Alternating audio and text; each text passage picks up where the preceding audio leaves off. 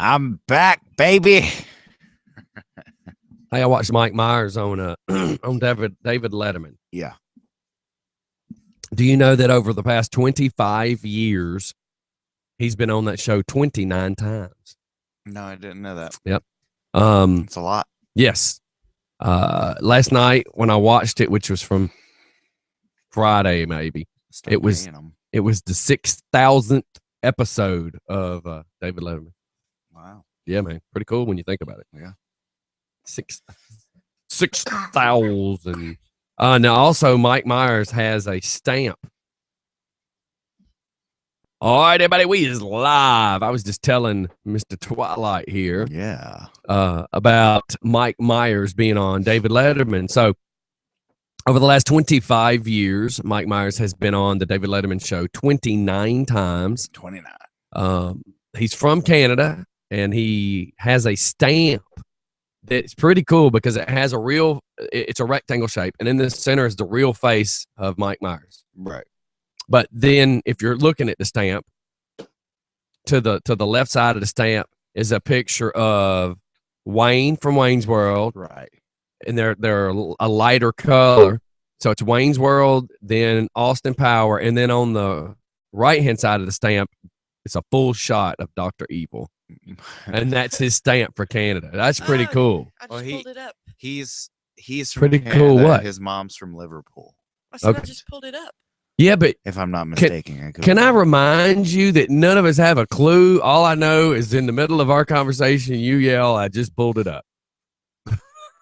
Whatever gets your rocks off. Whatever works for you, Steph. If you would have said, "Hey, I'm going to look for that stamp while you two talk about it," I know Travis isn't here. Yeah. So, and she's already said she doesn't miss him. You get by with a little help from your friends, huh? That's not what you said. I said, "I'm just trying to make you feel at home." And you said, "I don't miss him." No, I said I don't miss that. Well, him, same person. No, because before that you had farted and it stunk.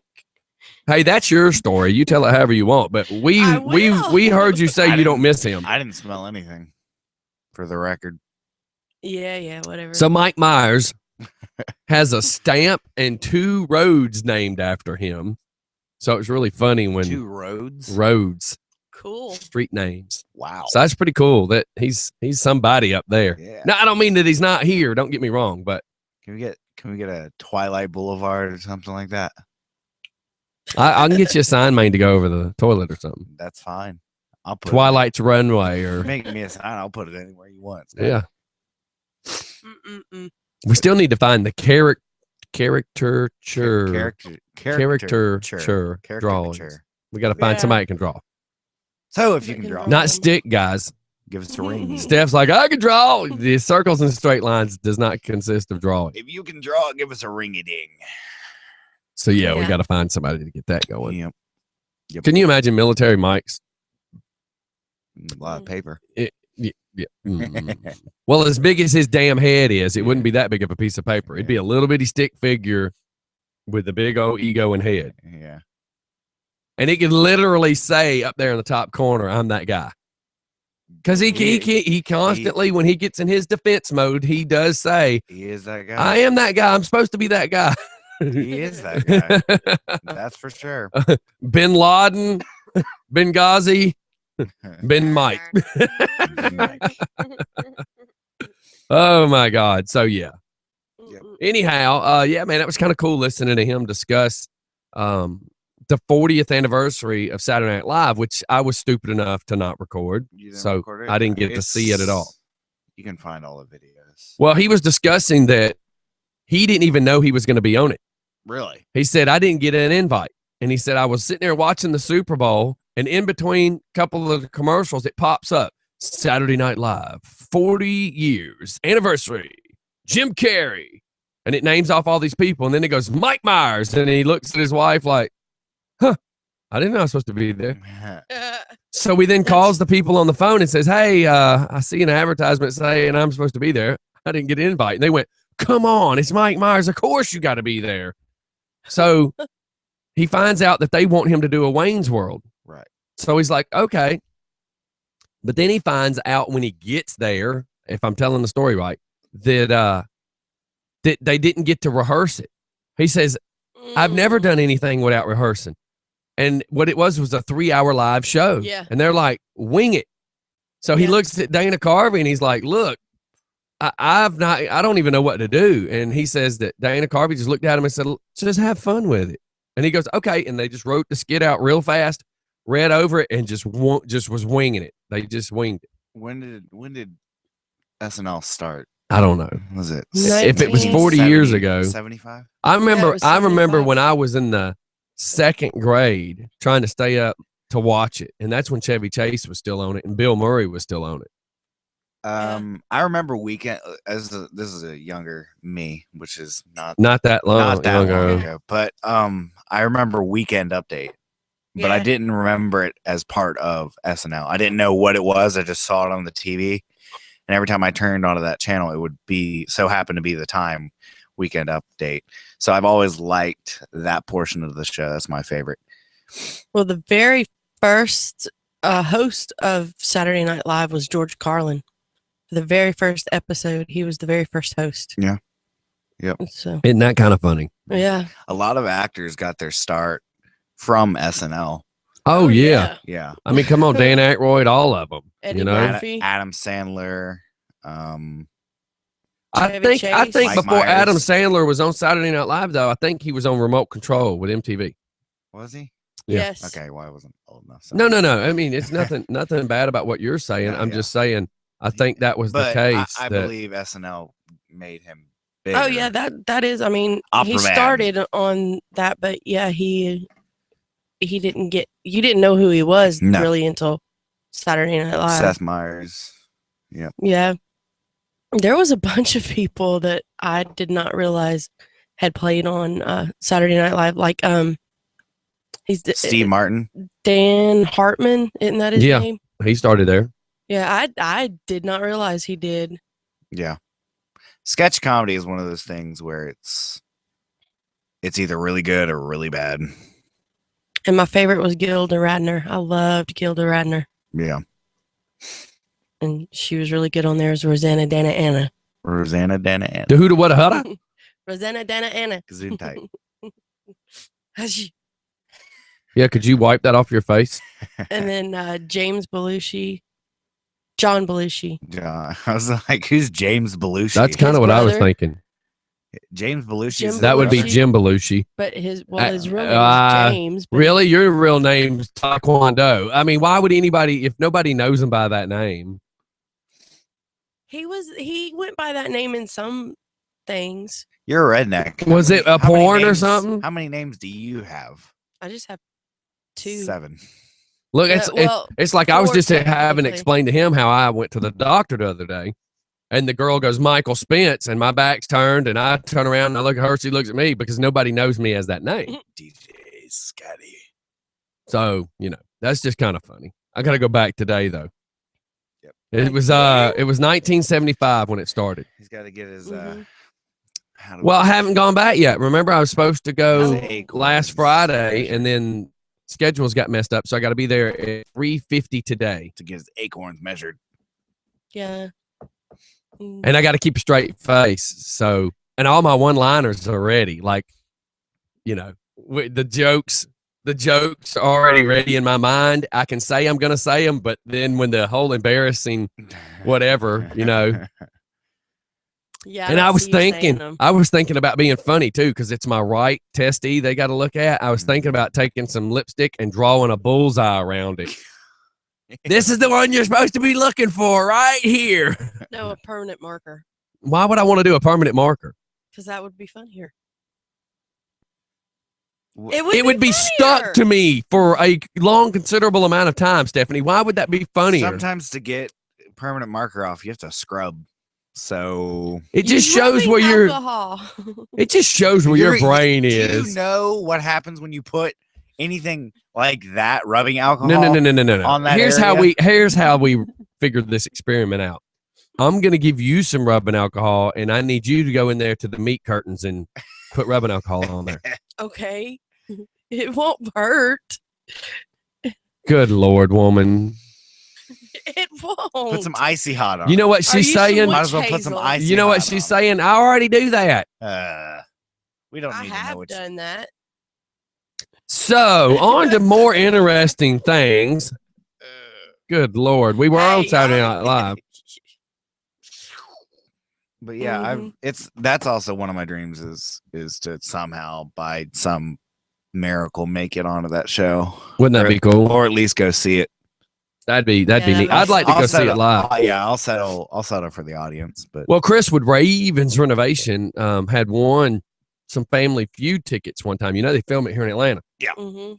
So we need to work on taking the van down and doing a just for fun, even if we're not on the show, just to be in there. yeah, That would be neat. Yeah, that would be funny though to be the Just for Fun radio Could be- family. We should. we could be just for fun, and then the South Side Steve.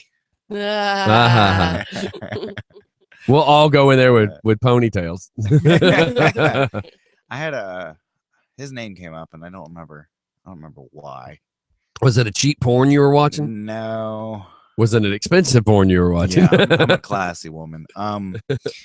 No, I think.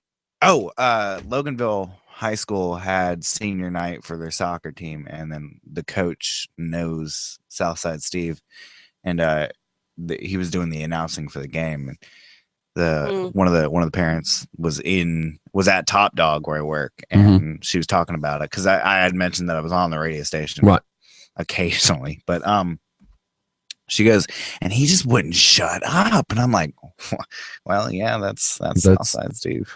He's a D nugget. I mean, look, there's some things that I used to hate about him that I now kind of understand. You know why? Some of his quirks I understand now because nothing you do can make everybody happy. Right. And I'll get into another part of about something that happened yesterday that kind of will explain that part. But his arrogance, though, you can't blame anything on his arrogance. That is all him. Right. And the thing is when I was working at his place, I was 38 and he was 44 or something already at that time. Mm-hmm. And to see him groping on 18-year-olds was a little weird. Like just disgusting weird. Yeah. You know, because all you had to be was 18 to be a server. I'm glad this is a grope-free environment. Yeah, trust me, I'm not groping on you. Now, if I had $200 million, that might be different because that's a story we're going to talk about in a little while. But yeah, here's what I was getting at is I did a time hop yesterday. Top hop. I still can't get them. I don't know what that means. Oh, you still can get them as far as Family Feud tickets. Sorry, I had to read that one.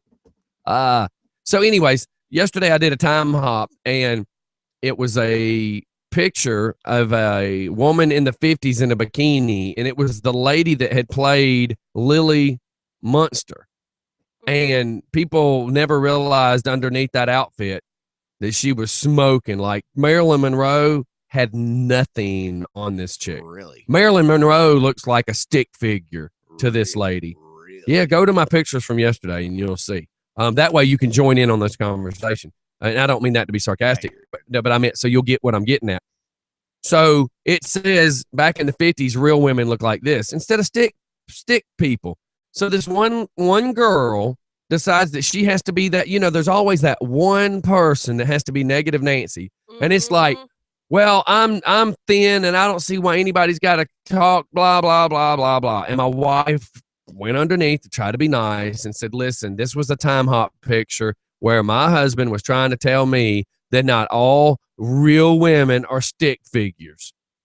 So it's like, why do you got to be that one person that you've got to be judgmental? You've got to stir a pot. You got to this, you got to this. And what sucks, yeah, that's it. Then when I went to this girl's profile, she's a lesbian. And I'm like, wait a minute.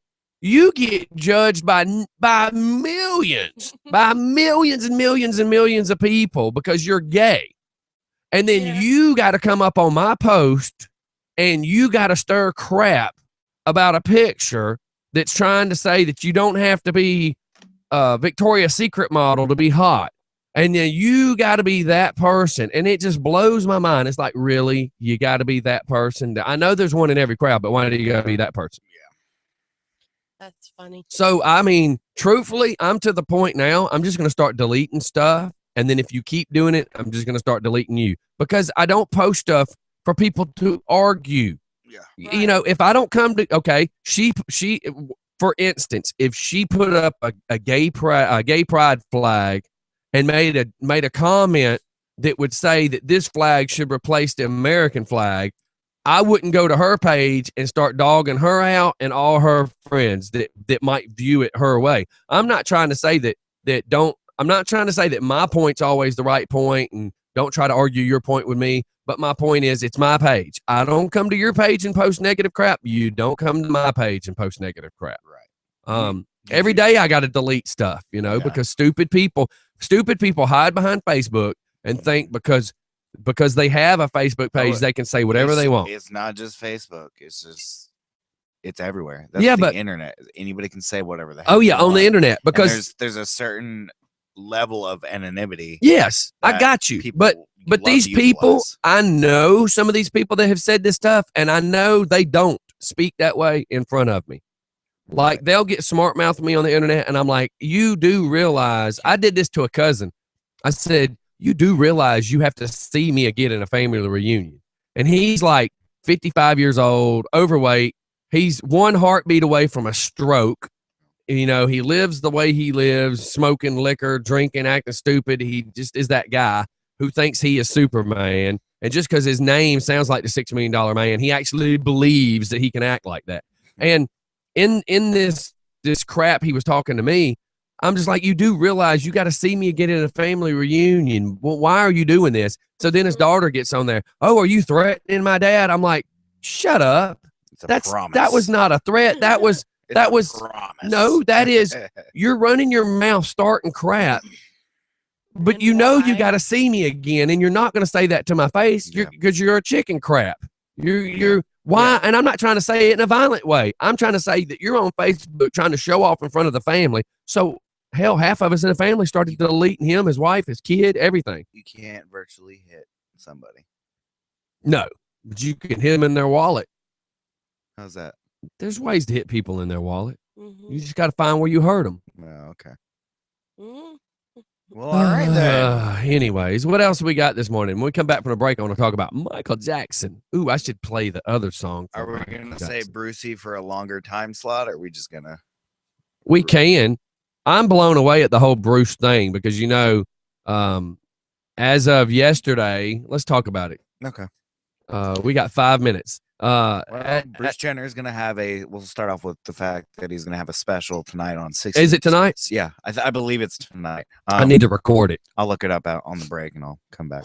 But he's going to have a special on 60 Minutes sometime within the next few days. I assume tonight, though. So they're holding it out for the ratings. In other words, everybody keeps talking about it. Yeah.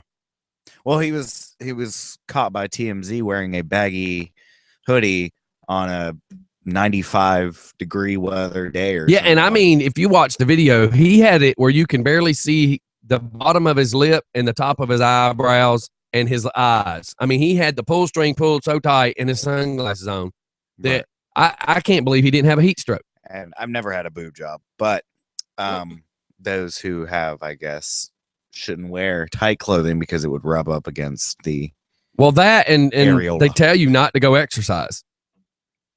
Why is that? Because you don't want them jumping up and down. You don't need them bouncing. You're not supposed to pick up heavy objects or. That means his fat butt just stayed on the couch. Well, but he didn't. So he was out walking, wasn't he? I guess walking, fast walking, trotting, jogging. I'm not sure what you'd call it. Sashaying. But yeah, they caught him with a hoodie on, and it raised some eyebrows and some suspicions. So he didn't have no Skittles hanging out of his pocket, did he? I don't think so. I'd hate to know some Spanish descendant would try to shoot him. Yeah, because it says that he was on a hike and he had the I got sweatshirt that. on. I just he was going for a sun I kiss. just got that. Did you just get that? I just got that reference.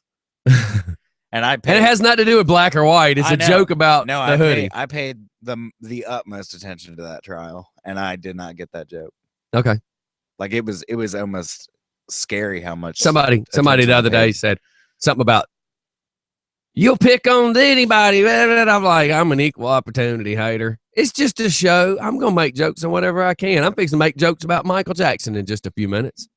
If you get offended about it, I'm sorry. But it's all over the news if you're not watching it. But this hey, is from Craig. it's Yes. just for fun. This is from Craig. It says ABC confirmed on Monday that Diane Sawyer Yeah, that's has right. scored an exclusive interview with Jenner. Anybody scores up with Jenner's kind of weird. It will be broadcast on April 24th as a 2-hour special. That would be not What makes you hang out okay, with within next week's. what does that say about you as the Kardashians? That if you hang out with the Kardashians long enough, you're going to want to become a biatch just like them. I mean, what does that say? Well, he, And is he going to start getting a butt implant so he can Hopefully- put a champagne glass on his ace? hopefully he made this decision because he felt uncomfortable his whole life, not just That's why he was a good runner. He was running from it. oh gosh. That's why he could run. That's why he could run, jump, Well, a throw stuff. lot of my kind had to run. A lot of at your that time. kind, listen to you. A lot of my kind. I'm just sitting here looking at it saying, look, My people. this is just odd.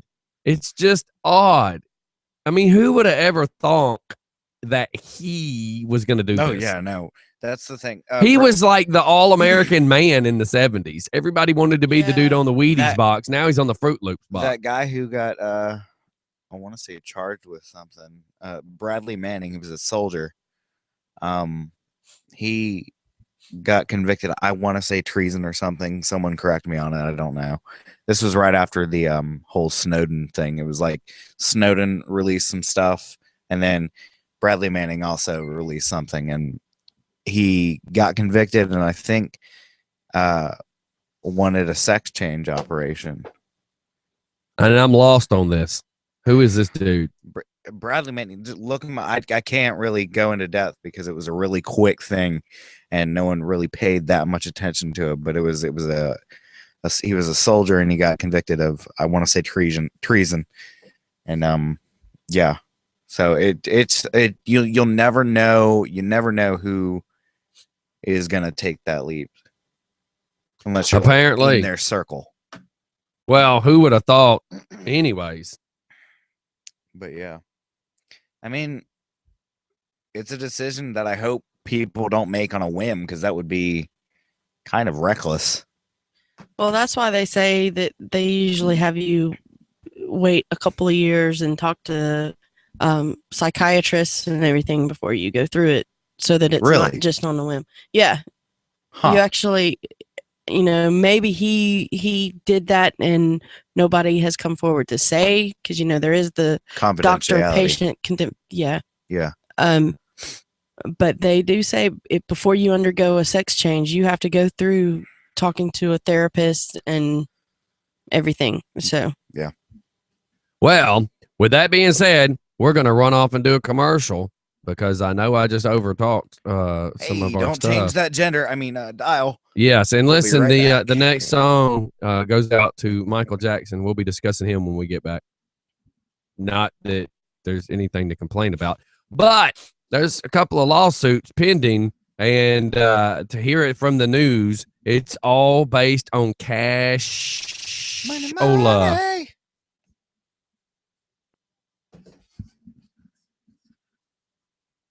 All right, so we're fluctuating at 44, 45. Set that there for a second. Just sit there. See what that says. fluctuating what? I'm trying to get light measurements. Oh, See, so right there, he's pulling off a 128. Holy cow. But he's also got that computer screen sitting right there. So what I say, we're at a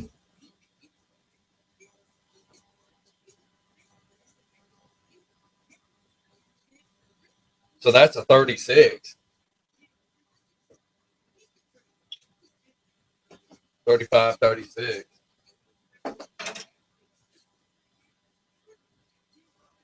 99. It's mostly right here that gets me. 95, 96. But that's because that one's right there over y'all. But see, then we still got these two. See, that's a 35, which I already knew these two areas. And see, that's a 109, 110. So it's almost like, yeah, this is the 80, 82. So where I'm sitting is actually darker than anything. Attractive. Very hot. Well, you make me rethink my sexuality. Yeah.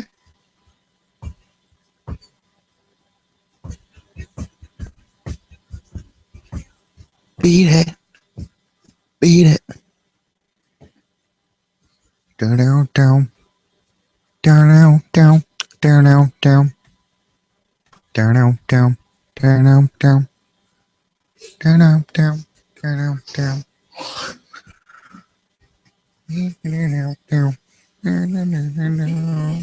down, down.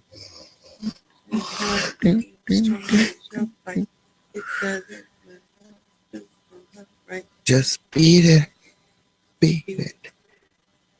Beat it. Beat it.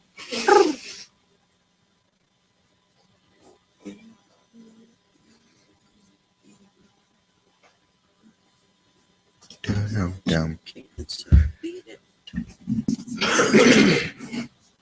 Freaking pollen, man.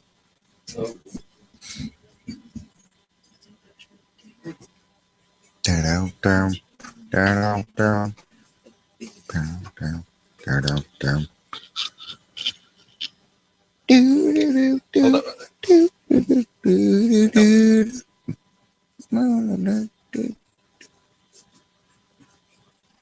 Oh. See, that's still 147.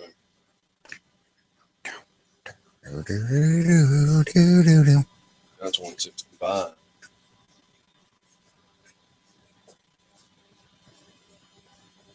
Couldn't hold that steady.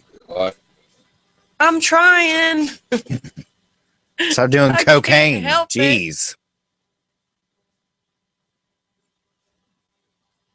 That takes down to 140, 41. Or is that to 150 something? It just sucks. So what is it right here? It's Is like it- I almost needed that light, like Right there. right there or right here, to light all this up. It's hard getting the right lighting in here. That's for damn sure. I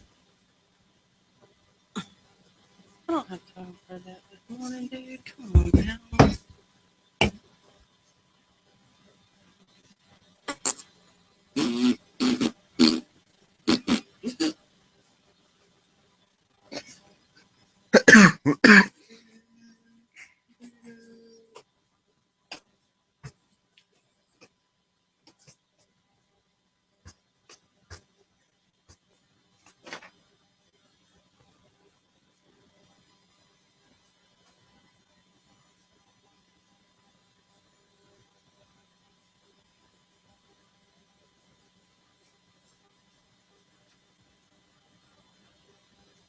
Remember that one? Or lean up for a second. Let's see. Yeah.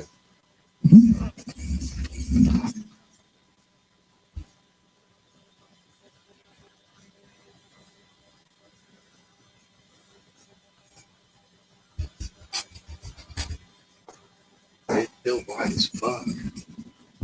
Y'all aren't as bright though. Is that better on your eyes, or you still getting hit from your right?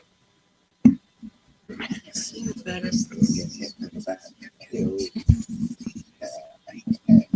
But you've also got that motherfucker. Whoops. Sorry, try not to cuss. That Whoops. laptop you got way too high because I'm seeing your shirt glow.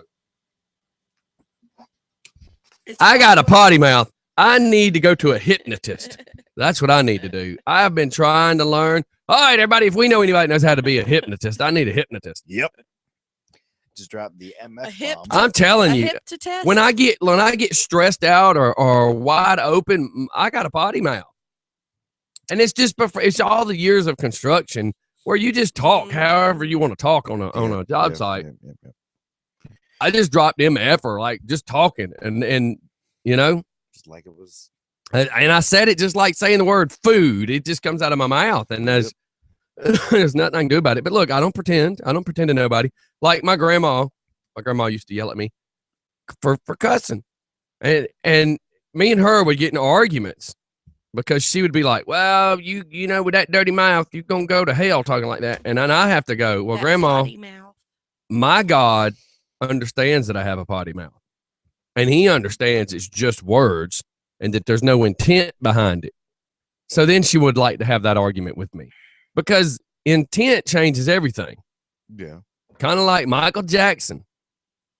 Nice segue there, He Scotty. intended to do things. Whoops. So do y'all know that one of the victims / guys that is now 30 years old, has a child, wants to pursue a lawsuit against MJ, is also a very, very successful choreographer. He's worked with Britney Spears for years. Justin Timberlake. He's worked with all the big people. But he claims that he even participated in a marital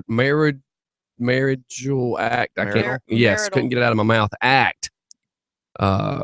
Playing roles, what have you, when he was like 9 and 10 years old. But he says between 9 and 14, MJ was doing the damage. But the bad thing is they're showing video footage where he's been video quoted for 2 different trials for Michael Jackson's lawsuits that, you know, he swears nothing happened. And, you know, most people that have been hurt by pedophiles don't admit to it.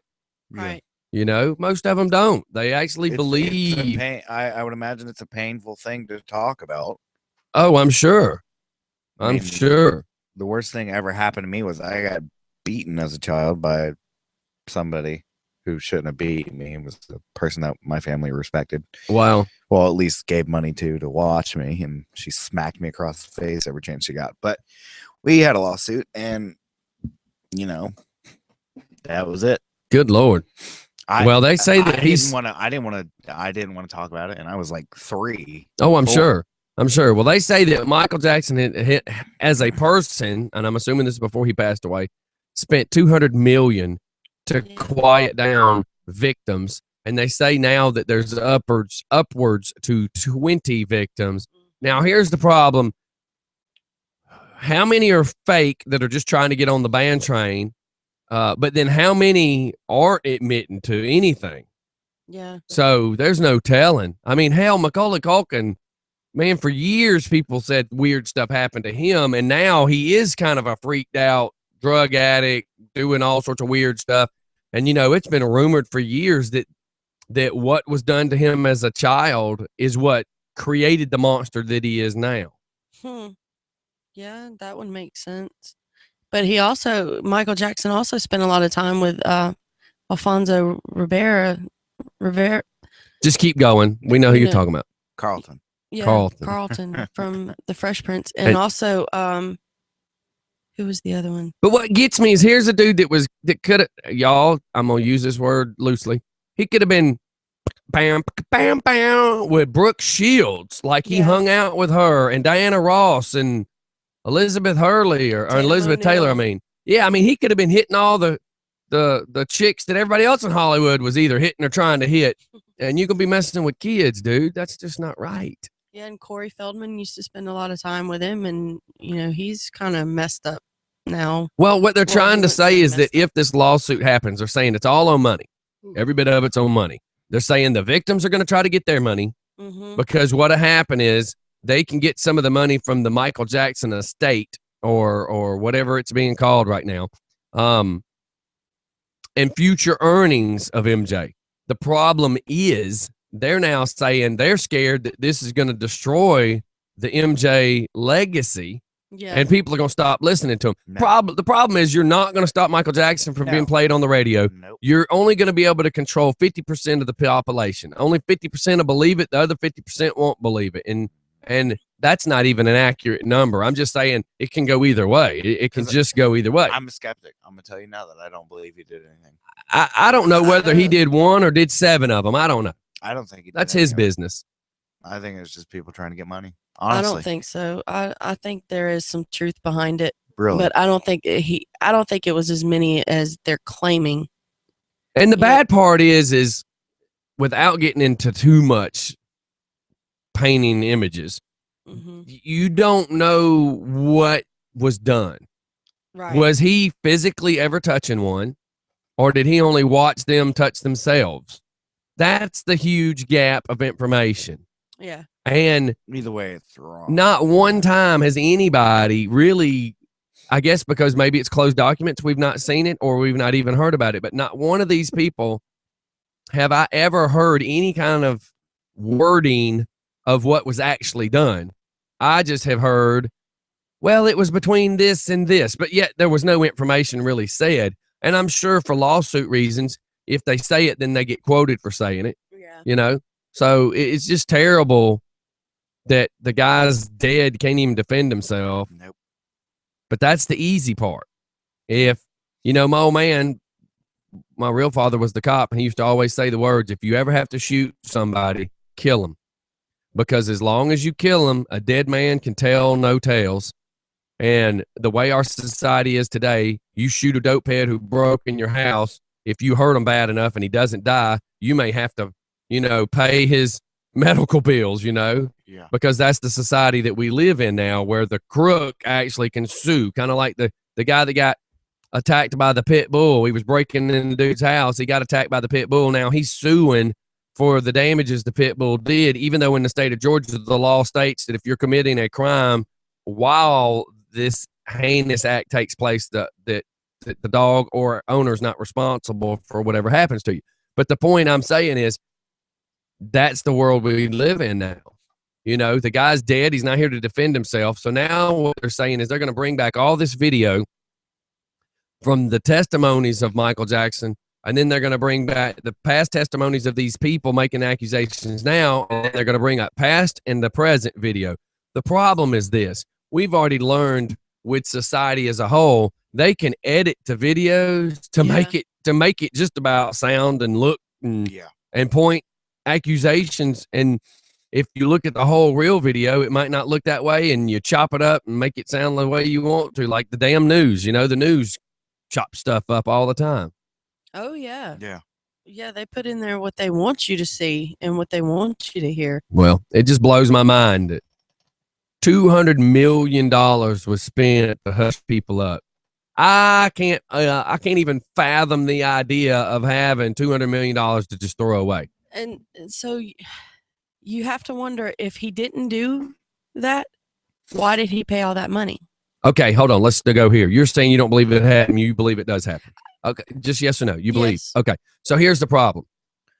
You're a pop singer Yes. You have a reputation. whose most music is sold to teenagers Yes. and small kids that idolize you. Yes. If you're known to be a child molester, your sales will stop. True. So pay whatever it takes to make them go away. But also that makes you look guilty. Not necessarily. If you just make it go away, people quit talking about it. That's But they apparently that's the way. didn't. Yeah, well, apparently not, because But- now he's dead and they realize how much money. They're saying Michael Jackson dead makes more money than Michael Jackson alive did, And I thought when he died that he was in bankrupt. supposedly. But then you had the Michael Jackson movie, and then the Michael Jackson this, and the Michael Jackson. He's There's a worth big more surge, dead than yeah. alive. There's a big surge of Michael Jackson stuff when he died because Okay, everyone let's wanted put a it- piece of it. Let's make it simple where she can understand I it. can understand. Dale that. Earnhardt Jr. stuff I worth can more. understand that I you mean, don't Dale have to do Earnhardt that. stuff is worth more now than it was when he was alive. That's the point. But that's just how it is. I know in our world, because we're not famous, our world, if somebody accuses you of something, you stand up and scream the loudest, I didn't do it. In their world, In you their pay, world, they can't do that. 'cause then you just look like a You just Dumb. got to make it go away. Yeah. The best thing to do is wasting pay whatever to make it go away.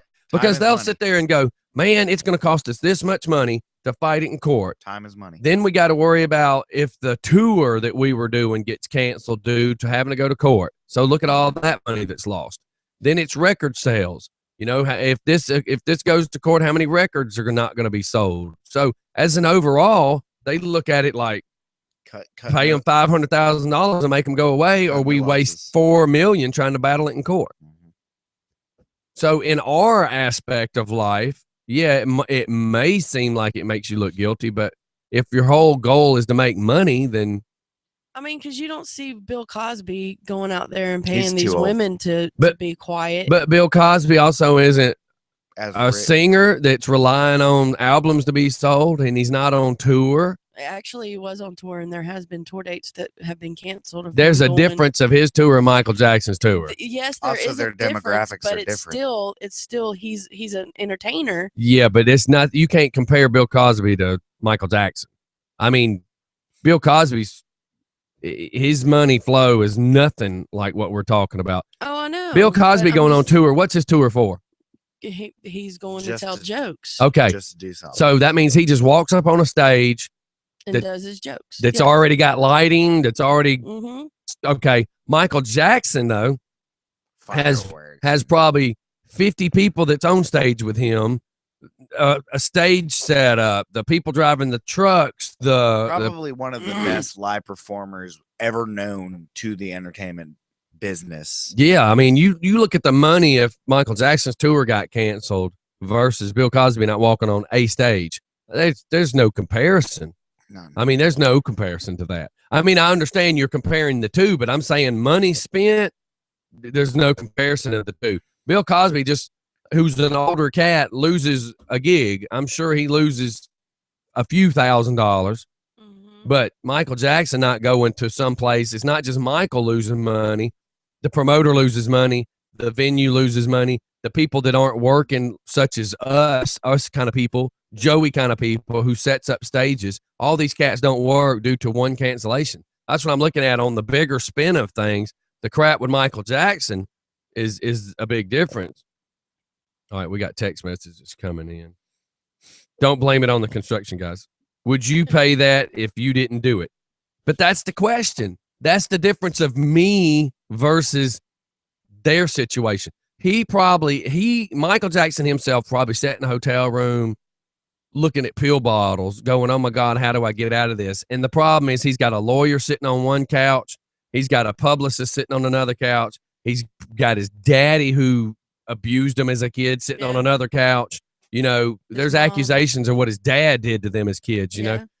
He has a whole team of people, I mean, saying this is what you need to do. And not all of them, hell, the three of us can't even agree. And we're just the three of us talking about the Michael Jackson thing. Yeah. And the three of us can't agree. Can you imagine the poor dude, not poor as in money, but poor as in, oh God, look what you got yourself into. The poor dude sitting in a hotel room at Caesar's Palace with 15 people all yelling about what needs to be done. Mhm. And every one of them believes that their point is the point. And, you know, yes, he may have got himself in this, and yeah, he probably deserves whatever happened if it's all true. So, you know, like Chris said, would you pay that if you didn't do it? I know I wouldn't, but that's me. That's me who I am now, who I am as this person, where you are who you are as that person. But if we were in his shoes, would you pay $5 million To save to 10? shut somebody up to save 10 to 15 to 100 million? I mean, what if it was proved in 95? What if it was proved in 90? Let's go back to 90 because that's when all the weird stuff was really happening. So in 1990, if it would have been proved that he had molested 2 kids or 3 kids and they sued him for everything, think of the 90s not happening with Michael Jackson, the 2000s not happening with Michael Jackson. I mean, you know, think of it, that you're talking. And at what point do you realize Michael Jackson's just a puppet, that the lawyers are going to make their money telling them do this, the publicists are going to make their money saying do this, the people that have him under contract for the record label are going to say do this, because he becomes a puppet at that point, doing what he's told. I mean, there's a huge picture behind the face of Michael Jackson that you don't see. Mm-hmm. I mean, Vanilla Ice, prime example. He did what he was told to do, and now he's rich. But you know, he got punked out there for a while people kept talking smack about him, and he says, "Hey, I'm laughing all the way to the bank. Yeah, I lied to you, Yep. but I did just what I was told to do, and everybody made money. His publicist, his lawyers, his record label, the guy that kind of put him together and made him who he is, made millions. All these people made millions off of one puppet. So, I mean, there's always the bigger picture. Now, as regular human beings that don't have a team behind us and who don't have the money, yes, if somebody accused me of it, yes, I'm going to scream, F you, I didn't do it.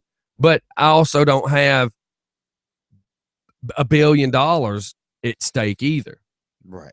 So it's a huge problem. And again, here he is not even here to defend himself. Mm-hmm. And everybody that's on video from several different times, like this choreographer is on video from several different lawsuits in different times of his life where he's saying, no, he was just like Michael Jackson was just like a family member to me. So is this a new person coming out? No, it's two people that have been in different lawsuits that are coming forward saying that it did happen. Double jeopardy. Okay, so here it is. So my plan saying Redneck Steph touched me in your bus, you won't pay me off.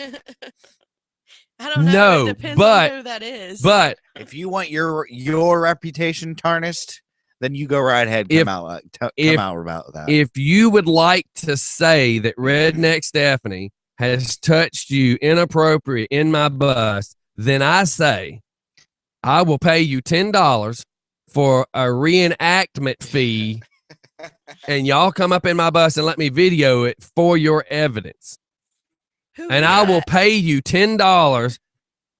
I'll pay you and Stephanie $10 to see her touch you inappropriate. That's a total of 20 for our mathletes. But the problem is, once you accept payment for getting fondled and she accepts payment for fondling, it makes both of you hooers, and you can't sue me. Who is that? It might make me almost like Charlie Sheen for paying for it, though. It's Chris from Ravens Renovation. Oh. He only you wishes weren't supposed to tell. He only wishes you would touch him inappropriate. And wait a minute, in a redneck's world, what is considered inappropriate? Really? Not having a bloodline between the two of you? Gross. Was reaching for your beer inappropriate? I am so sorry that she inappropriately put her elbow in your crotch while she was reaching for the six-pack. For the Paps. Did she apologize or did she not apologize? What was inappropriate? The fact that she didn't give you the as she went by or something, I don't know. I don't know. How do you inappropriate touch somebody on my bus? You know what happens in the bus is supposed to stay in the bus, Chris. You did read that, right? Yeah, it is on the bus. It is on the wall right there overhead. So now you can be sued for breach of contract. Yes, and then he's going to say, I didn't sign nothing. But if you were drunk, you may not remember signing it. If I remember correctly, everybody that gets on that bus before has to make the verbal agreement. Event, and you record I it. do. And you recorded everyone saying that they agree to it. So yeah, there's here's what I do before we go to any concert we go to while everybody is sober. Pardon me. I don't close the door to the bus yet. And I start with the guy sitting closest to the door, and I take the camera and I pan it around to everybody's face so you see every single person on the bus. And then I make you do this. And you have to repeat after me. I say, I, and then they say I, and I say whatever your name is, and they all call their name out. Tyler. And I keep panning around. Do not hold DJ Scotty responsible for any actions. Do not hold DJ he's actually responsible for any actions that I may get into while drinking and getting slightly intoxicated on this bus. That I may get into while drinking and getting slightly intoxicated on this bus. Right. I do not hold DJ Scotty responsible if I fall face first off this bus because I'm drinking. Ditto. Then because everybody's taking it so serious. Then I say I do not hold DJ Scotty responsible for any hookups or sexual activities that I may get into in or off this bus due to my drinking. And then everybody laughs and agree to it. But the reason I'd make you repeat two things is we was at an event at Motorheads, and a friend of mine named Charlie, it's a female, had wanted to see the bus. She was slightly intoxicated. We opened the door to the bus. She takes one step off the pavement into the bus. So there's one step up. Then there's two steps up to the third step, which is the floor of the bus. So she steps up in the bus. She goes, man, this is cool. I never shut the doors. She looks around for a second. Papa Bear was standing there. Everybody was laughing. She turns and takes one step to the asphalt. Face first to the asphalt. And everybody's grabbing her and lifting her up. And I was like, what the hell were you doing? She goes, I forgot there was a step there. Oh my gosh. So there's my first reasoning for saying you Wow. can't hold me responsible for falling face first off the bus. Now, the second part about you can't hold me responsible for hooking up with anybody. So I pick up a bunch of my friends at the Walmart. We had everybody park the cars there. We go to see Blake Shelton. Classy. We get down there. This hot chick decides that she's going to flirt with everybody. She gets a couple drinks in her. She decides she's going to flirt with the cop that keeps driving by with the golf cart. Cooler. At the end of the night, she's still riding on the golf cart with the guy. Didn't even see the concert. So we're trying to leave. And we keep honking the horn. We're waving for her to come back.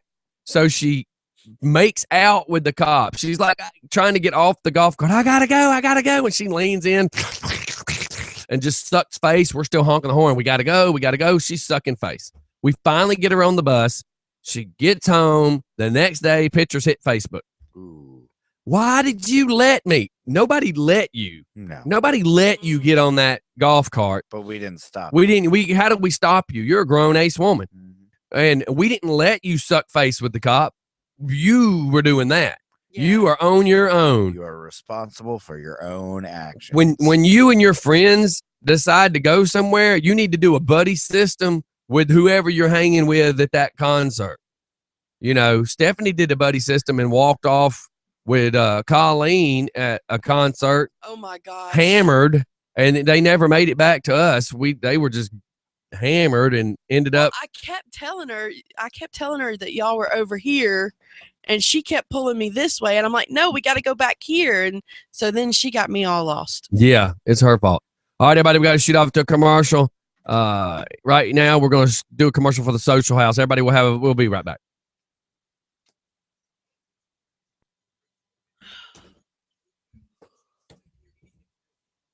Ooh.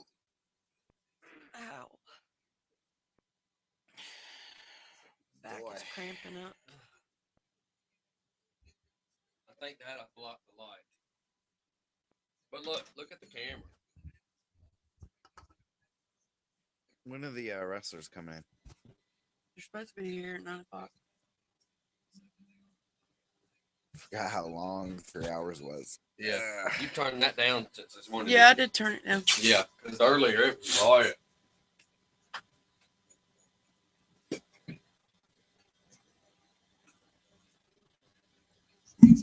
We're playing with lights here at the studio.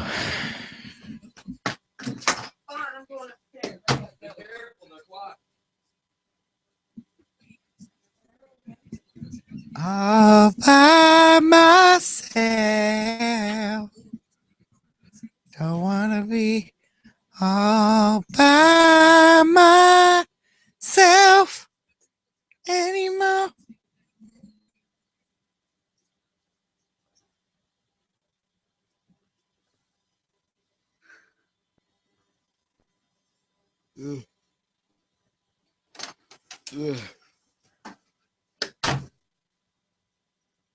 I got to get some of my sound stuff put up. I'm going to have to put something on that wall. And, What do you mean sound stuff? I got phone. I got to Oh, put yeah. up on that wall and on that wall. Yeah.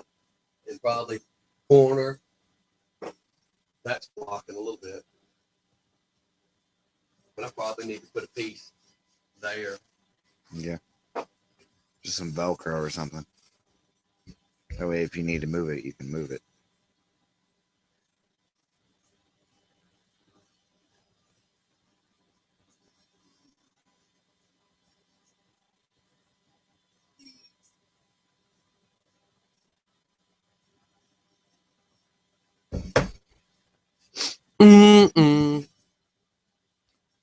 hungry. I had a Waffle House before I got here.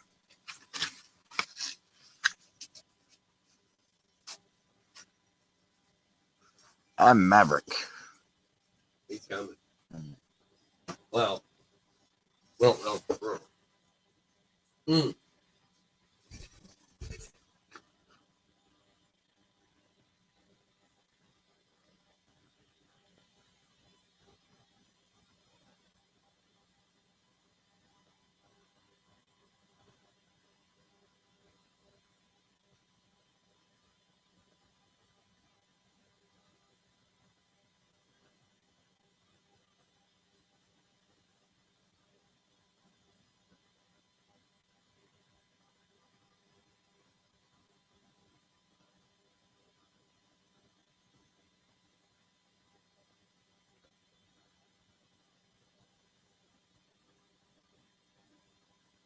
I'll let you know when.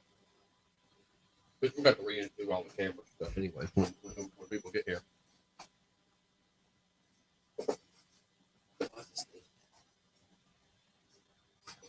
Good to know. It's got to go through a lot to get to me.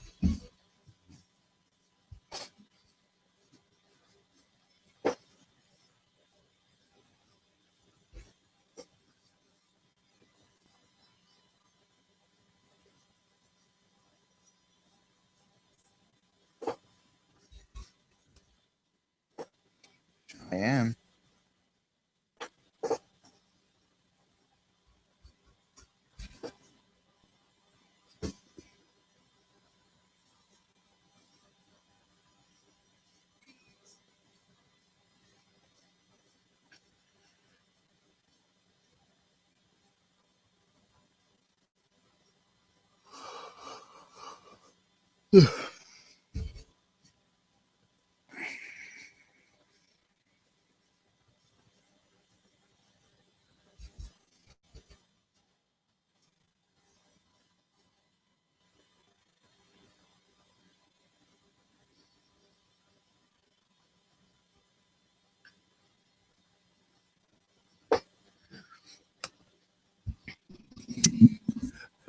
And we're back. We're back. Well, Steph just decides to like. Two-thirds of us are back. Yeah.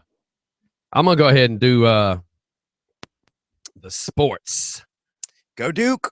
Did you see the new picture I made Brad yesterday? No, I didn't. Man, what is wrong with you? You're like falling behind lately. Well, let me catch I know up you've been then, busy. Scotty. You've been busy. I'll give you credit for Ain't that. my only job. I got to earn some money somehow. Well, tricking ain't easy, apparently. Them corners ain't gonna walk themselves. I was fixing to say, what aren't they going to do by themselves? All right, everybody, here comes our sports with Brad Johnson, the Coach's Corner. Good morning, just for funners. This is your Coach's Corner with Brad Johnson. Good morning, crew. How are you? Hot diggity dog. I got standing room only in there most of the time. Good gracious, Scotty, you're going to have to expand that studio, pal. Hey. It was a Braves opening day. Doggone it. Without Hayward, without Jay Upton, without Kimbrel, Buddy Rowe, them boys looked scrappy yesterday. Braves win 2-1 over the Miami Marlins. Hot diggity dog. Julio Teheran was 6 innings yesterday.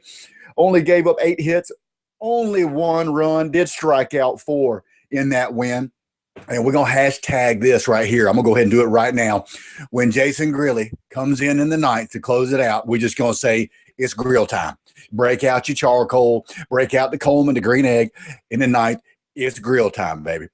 Jason Grilli comes in for the save with 3 up, 3 down in the bottom of the 9th to mow them down. Also struck out the $350 million man, Giancarlo Stanton of the Marlins yesterday. The bullpen for the Bravos was great with those 3 innings right there, the 7th, 8th, and 9th, with Avalon coming in the 7th.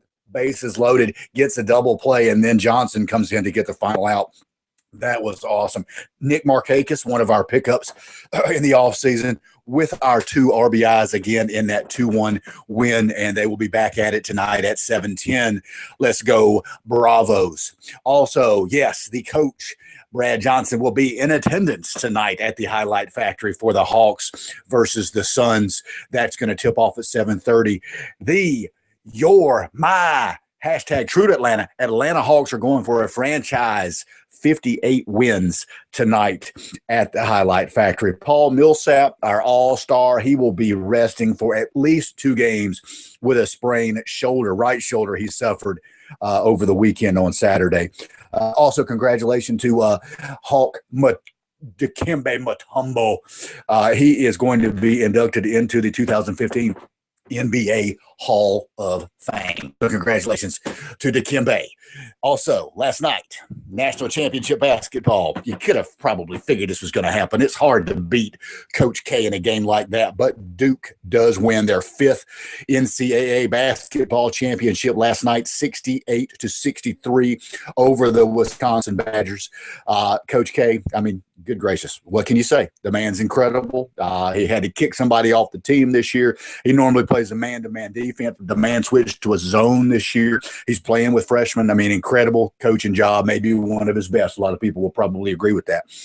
So there you go. And on that note, in speaking with the man over at Ravens Renovations, he did offer up a $20 Quick Trip, I believe it was, Chris, correct me if I'm wrong, gift card to the winner of our brackets. And looking at it, it looks as if Chris with Ravens Renovations may have come in second. It does appear that the Twilight Man, Twilight Tyler, if you're in the studio, buddy, congratulations. It looks as if you are on top with 116 points, if I'm not mistaken. I believe that gift card might be going to you, my friend. So lucky boy. Job to you, and thank you for all who participated, just for craps and giggles and all that good stuff. So, guys, y'all have a great day out there. This has been your Coach's Corner with Brad Johnson. Look for me at the Highlight Factory today because I'm going to be doing it just for fun. We'll see y'all. They didn't believe me. Don't y'all just love Brad? Brad is just like just the all-around awesome guy. He is makes just, my morning better. He is just such a great guy. They didn't believe it. From day one of the season, I said Duke is going to win. Of course, I say that every season, but yeah, Ravens renovation. I meant it. Yeah, Chris said that you just barely beat him. I know. Okay, and because I don't keep up with sports, I don't even know what exactly did y'all do. Basically, so I hope you're familiar with the bracket. No, you're not. No. So I was watching something on the news last night where they were saying all these other people had brackets wrong for all this other stuff. In sports, you try. I'm not. You gonna try to dumb it up for me? I'm trying really hard. Dumb it up for me, sir. In a tournament, there are multiple teams, and you decide. You go pretty much each game, starting from this is I think a 36 seed bracket, which means there's 36 teams, and they pick all the teams at the end of the regular season, and you decide who's going to win the first round, and then from that, whoever won this game and then whoever won this game are going to play each other, right?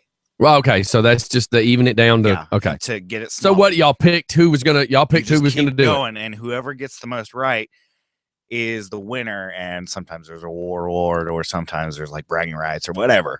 So what do you get out of this? Apparently a $20 and bragging and bragging rights, because that's what you're Coach, like, I had it, I told you, because Coach K is the man. There you go. Yeah, it's kind of like Durham. I'd love to be right now. Bracket racing. You know how that works in yes, drag racing. That's pretty much the same. Jacob, I figured the word bracket would kind of. Jacob's mad at me. Just saying. That's why I said I kind of got it at that point. Thanks, Steph. But yeah, I'm not trying to pick. I just think I'm like, I got it. The last 2 games of the tournament, I have been 4th, 5th place. I think my lowest out of 9 was 6th place, and I was like, I'm not going to win this. And wow. I ended up just on top. Just barely making it. Just on top. Yep. Wow. It's nothing like you being just on top. Hey, Steph, how you doing? Yeah, You're so Well, funny. So we covered the Michael Jackson stuff. Oh, hold on. Let's see. Chris says it started at 62 teams, 62. Oh, I don't know why I said 30. I'm just used to a 36. but still, that's a lot. That's a lot of 62 teams. teams. Yeah. I don't get into basketball. I like football, but I mean, I don't really get into basketball. I'm just a sports person. I've always played something, whether it be football, baseball, basketball. I've always been active. My parents made me, and I'm glad. I'm not complaining at all. But my parents always made sure that I was active, and it's a good thing, especially now. Well, I'm not in this current young generation. They're more technological than my generation is because they've got iPads, and it's a bigger appeal than the Tamagotchi of my generation. And you act like your generation is so long ago. No, it's just the fact that That just shows how much so we've- much yeah. technologically that there's a huge gap. Yeah. And that I agree with. I agree with a lot of things. I I mean, look still at the fact that remember we got going out the and- watches now that connect via Bluetooth to your internet and all this other stuff. I mean, the Apple Watch, the Google Watch. I mean, I come on. still went out every day. I had a almost, Casio calculator watch. and played football with my friends or baseball with my Right. friends, or I biked. In Look, I neighborhoods. remember when Atari Asteroids was like, you were rich if you had the Atari, and we Right. were still out playing. Oh God, And now the don't Atari- take this wrong, but we used to play Smear the Queer with the ball. You know, I played it too. you know what I'm saying? Shoot. So that was what we did in the rain. Like if it was a rainy day, oh yeah, we're outside playing ball. We had our apartment complex had 3 soccer fields, Right. and one was the really big soccer So field. You also grew up in an apartment Yeah, complex. apartment complex. Yeah, so we were always bikes and There's- dodgeball. Like our dodgeball was violent. Oh yeah, no. You know, Everything is everything a lot was- more dangerous. Oh, in yeah. an apartment. Like when apartment complex ball, we were different because like we grudged. and hit you. everybody there was it. You'll never see the same rules in another. No. for the Like when same we game. played baseball, there was only like 4 people on each team. Yeah. And you actually got a home run if you line drive the ball into somebody. That was an automatic home run. Yeah. So the object was to try to make that ball hit you. Mhm. You know, That's how. and the other object was for me to dodge it and not get hit. Yeah. You know, I mean, that was just our rules. And dude, we used to have like we played rugby, which was dangerous because that just gave us a reason to knock the heck out of everybody. I mean, Yeah. we were just violent. it's just a BB gun fights and Mhm. oh Yeah. my God. every day, every single day. So look, Craig had sent this, and this takes us back a few minutes, but it says ABC confirmed that Diane Sawyer would be doing an exclusive interview. It will broadcast on April 24th, and it's a 2-hour I special. think she's. Did she say that? I didn't know. I just came across I it think he sent that to both to of them. her. Yeah. But I just want to make sure that that got said. Because Yep. I So didn't tune recall. in. But yeah, man, doing soccer stuff and so, I mean stuff on the soccer fields, we were just dangerous. It's a different. How do I want to put it? Mentality. Well, part of the stupid stuff we Like, did, like how you have the suburban mentality. yeah, And it's a lot. It's still suburban because that's technically in the area. Well, But think of dodgeball being the red ball yeah, and a soccer ball and then a basketball. right, Think of the difference in those 3 balls. right. So we would always have basketballs because we were always doing that. But we would do a thing where we would hang from the goal. And you got to remember, we weren't tall enough to touch the goal. So Of we'd course have to not. jump to the goal and hang on Yeah. to it. The object was who could hang on to it the longest, no matter what. No matter what. And you would have to stand outside the box and throw whatever you had, whether it be the basketball, the softball, rock. the rock, and they had to hit you in your chest or your stomach, and whoever could hang on the longest. So each person got 1 turn to throw. That's why boredom is dangerous. And if I got to hold on and each person got to throw one of whatever it was they had, they Yeah. got a second turn to throw whatever they want. Yeah. Now, what game? are We you would talking- hang, just jump up and hang, or somebody had to pick you up and you hang on to the top of the soccer goalie, the goal, Oh. and you couldn't let go. You couldn't drop no matter what they threw at you and hit you either in your chest or in your stomach. Well, Hey. well, Mr. BMX. We had this. Or would That's, would you say you did X Games? Yeah, it's before it was called Yeah. X Games. We had this thing in the neighborhood or the the complex called the Pit, and I had a bike, and all my friends had bikes, so we would always go to the Pit, and it was a rusty junkyard. Oh, yeah. Next door or next to the complex, and we could get through it through like there's all sorts of secret passageways in the apartments, and it was, looking back at it, it was really dangerous because there was a bunch of sharp metal. Oh God, everywhere, yeah. and it was. I got tetanus shots all the time. We were doing tricks, and it Oh, was. yeah. I don't know how we didn't get tetanus or die. I agree completely. We did so much stupid stuff. Like one time we were going to soccer fields, they take the nets off during the off season because they didn't want us tearing the nets up. Yeah. And our other thing was to ride your bike as fast as you could into the goal and grab the bar and let go of the bike. Right.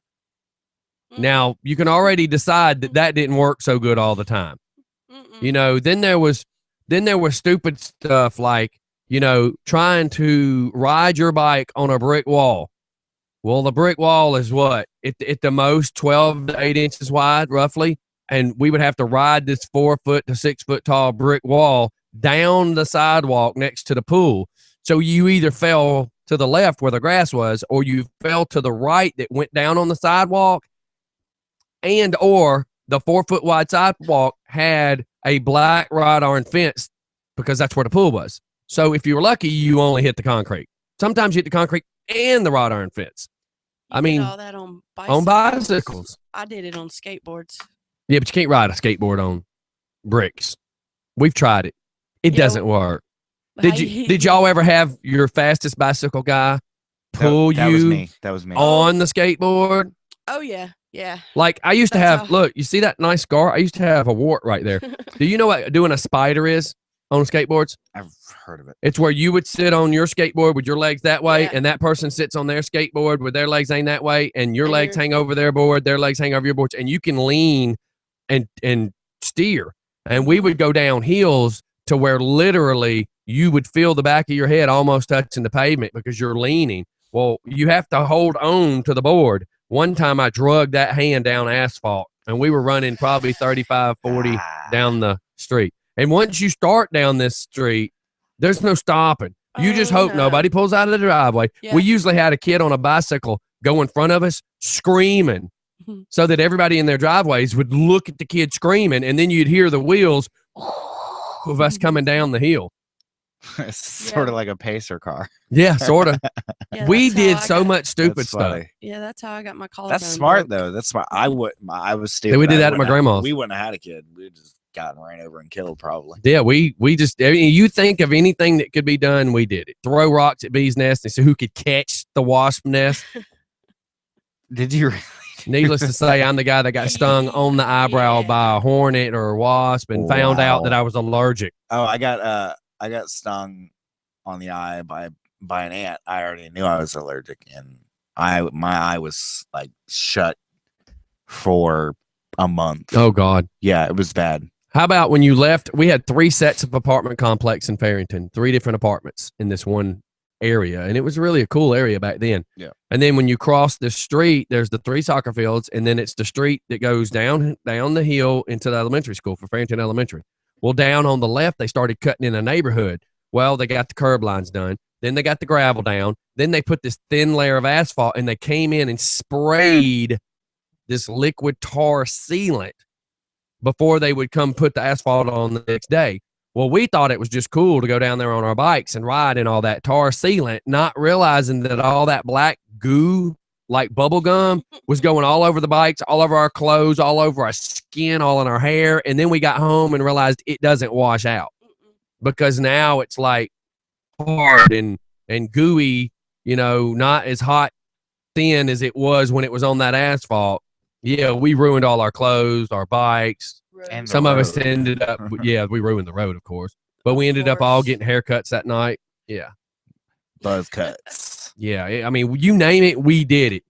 Diving in trash cans because we'd see somebody throw something in the dumpster, you know? Apartment complexes. There's nothing good that comes out of that. Oh, yeah. Nothing, We would not a sword fight thing. with golf clubs. And let me tell you, if you got hit in the head with a 7-iron, that was not fun. But it was normal for us. Or a porcelain plate. Yeah, it was just normal, just totally normal. Mhm. I almost actually joined. Well, yeah, a gang, but it wasn't a gang. It was as gang as you could be It for was an a- apartment complex. Yeah. It was apartment complex gang. It was kids, but I think we all yeah. were in one. And to earn respect, I had to beat up somebody, and we're not gonna go into that. But yeah, and then I also had my first cigarette in an apartment complex. Sorry, Mom, by the way. Yeah, it's just there's nothing good that comes out of an apartment complex. Not a thing. Well, Thanks, because Scotty and I both lived in apartment complexes. I meant while you're you in. know. Okay, let me. well, you rephrase notice that. I'm not there now. That Yeah, was well, my whole reason. Let me for- rephrase. When me and my While you're in baby mama got married, I'm like, I'll never go back to apartment complex. Yeah, while I just you're never in will. an apartment complex, nothing good can come out of it. And we pretty much were right around the same apartment complex because we were both in Pine Lake. No, I was partying. There's a difference. Oh, I thought you lived in. Oh hell no! Who the hell lives in Pine Lake? I did. Again. Morgan did. Exactly, Again, who? Again. Bite me. No, we went slumming in Pine Lake. That's where we went to hang out, to mess with the trashy girls. No offense to you. Hey. But when we were slumming, hanging out with the trashy, slutty girls, you'd go into Pine Lake. Well, I was Y'all like, I lived six. I lived off a rolling Y'all to wanna see Elam. my stoma? I was Nobody- Like 6. Yeah, we only hung out with those trashy chicks. We didn't. Hey. All right. we Hey, we I drank only wild lived- turkey and red Kool-Aid in a couple of those apartments. don't get offended. Trashy chicks are fun. I only lived there like Long not enough. even a year. No, And it man, was we when Somebody's got to take the blame. we just went slumming there. That's all. We hung out there. It was easy to go into Pine Lake and hang out. And it's easy to go slumming there too. Yeah. No, I would never live there. That's like admitting to living in Cabbage Town back in the day. Now people pay all that money to live in Cabbage Town, Yeah. but back in the day, you didn't let the sun go down on your butt when you in Cabbage Town. Forgive my ignorance, but what's cabbage? Do you know where the mill is that they turned into the lofts, and then Is several? it in this part of town? No, it's No. in Atlanta, It's in Atlanta. Yeah. but it's called Cabbage Town. It used to be like No- Too no Short's chance. version of the ghetto. Okay. You didn't, and it wasn't black. It was all white. Yeah. It was crazy white. White trash. Yeah. It was, Very much white. It was Yeah. Atlanta's white trash. Right. It'd be like Scumrise Trailer So Park. if they were basically all white. Talladega, but for Atlanta. Yeah. Okay. oh, whatever. Look at her. Talladega is nothing but white trash. No, it's not. Yeah, but you're a NASCAR person. You go there. And believe it or not, I've never been to Talladega. Yeah, because there's some places they don't even let you go. Bite me. You're too redneck. For all the red lights turned red. They're like, "Oh crap, Stephanie's coming." the. Hey, I've gone to It's pretty sad when the white Atlanta. trash says, "We can't let her in."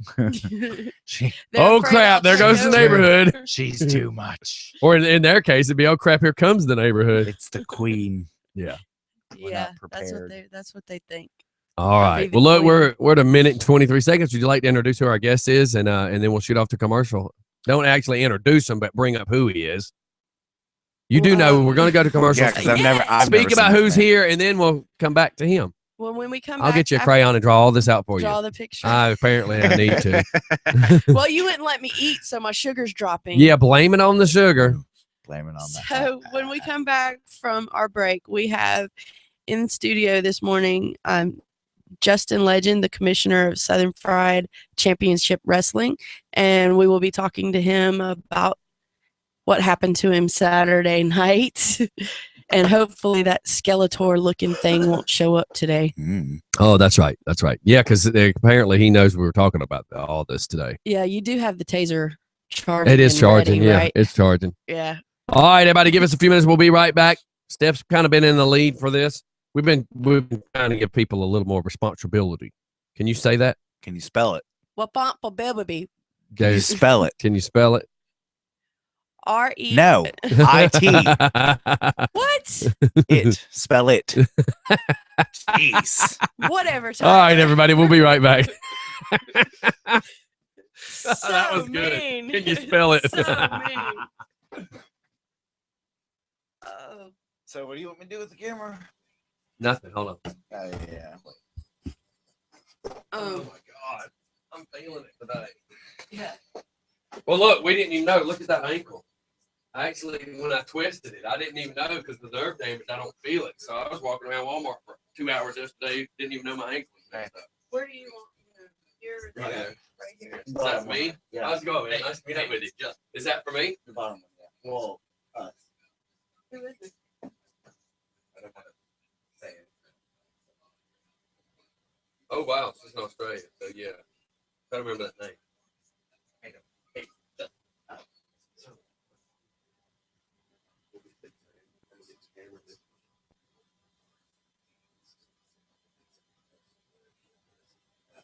So then you'll be able to come up here real quick and go like this.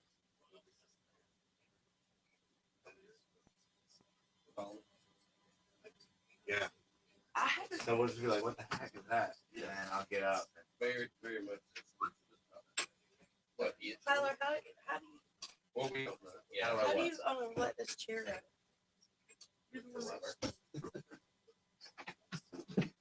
See, it's got two levers. I know. I sure would hate for you to sit down and have to figure it out.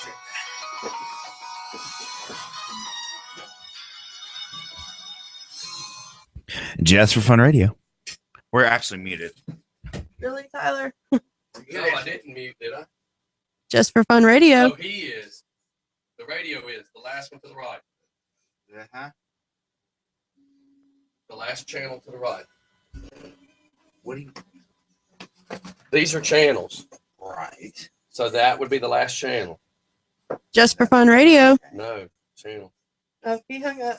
Well, never mind. I don't know who it was. It was a 478 number. Bump you. Oh, probably a little rich. Well, I can't swear to it, but I think we'll call it like that. Steph, can you hear yourself? when you Okay. speak? Those are those crappy headphones, dude.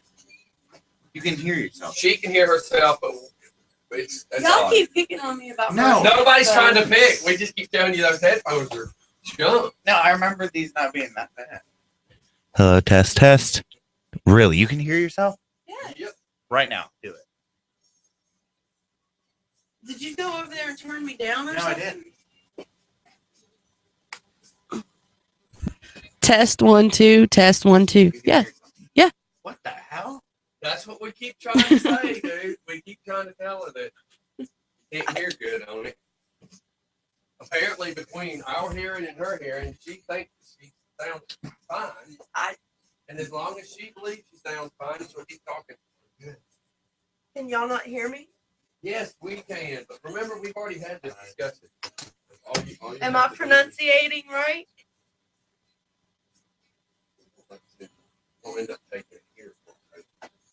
Get that ring. What are these plugged into? Oh. Instead of asking, Yes, just got do it. it. It's a very long cord. You want me to take it off? I want you just to handle it. Just handle it. So,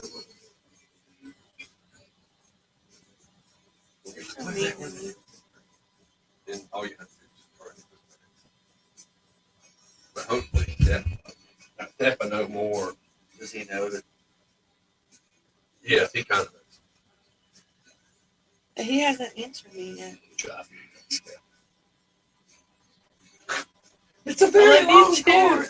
You said to handle it, I know. but now I know. look, he's not gonna have any. He has plenty of room. Move the stand where it normally is.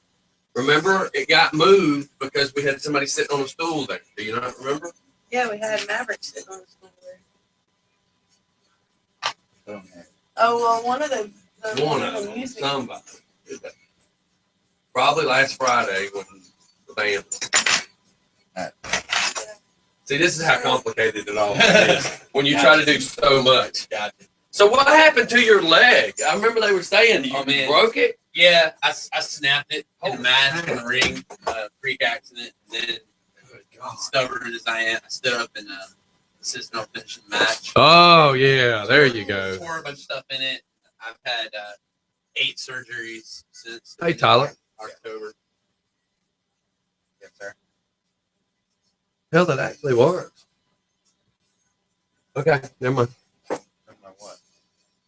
Yeah, I didn't even think about it. I just noticed you're walking a little better. I was like, Yeah. man, when I saw you that first time, you Yeah. had the hobble going. Yeah, it's been a rough go for sure. But yeah, I'll be back in the ring full time next month. That will be that's kind of a test run. A test run. I don't know if that sounded any better. Yeah.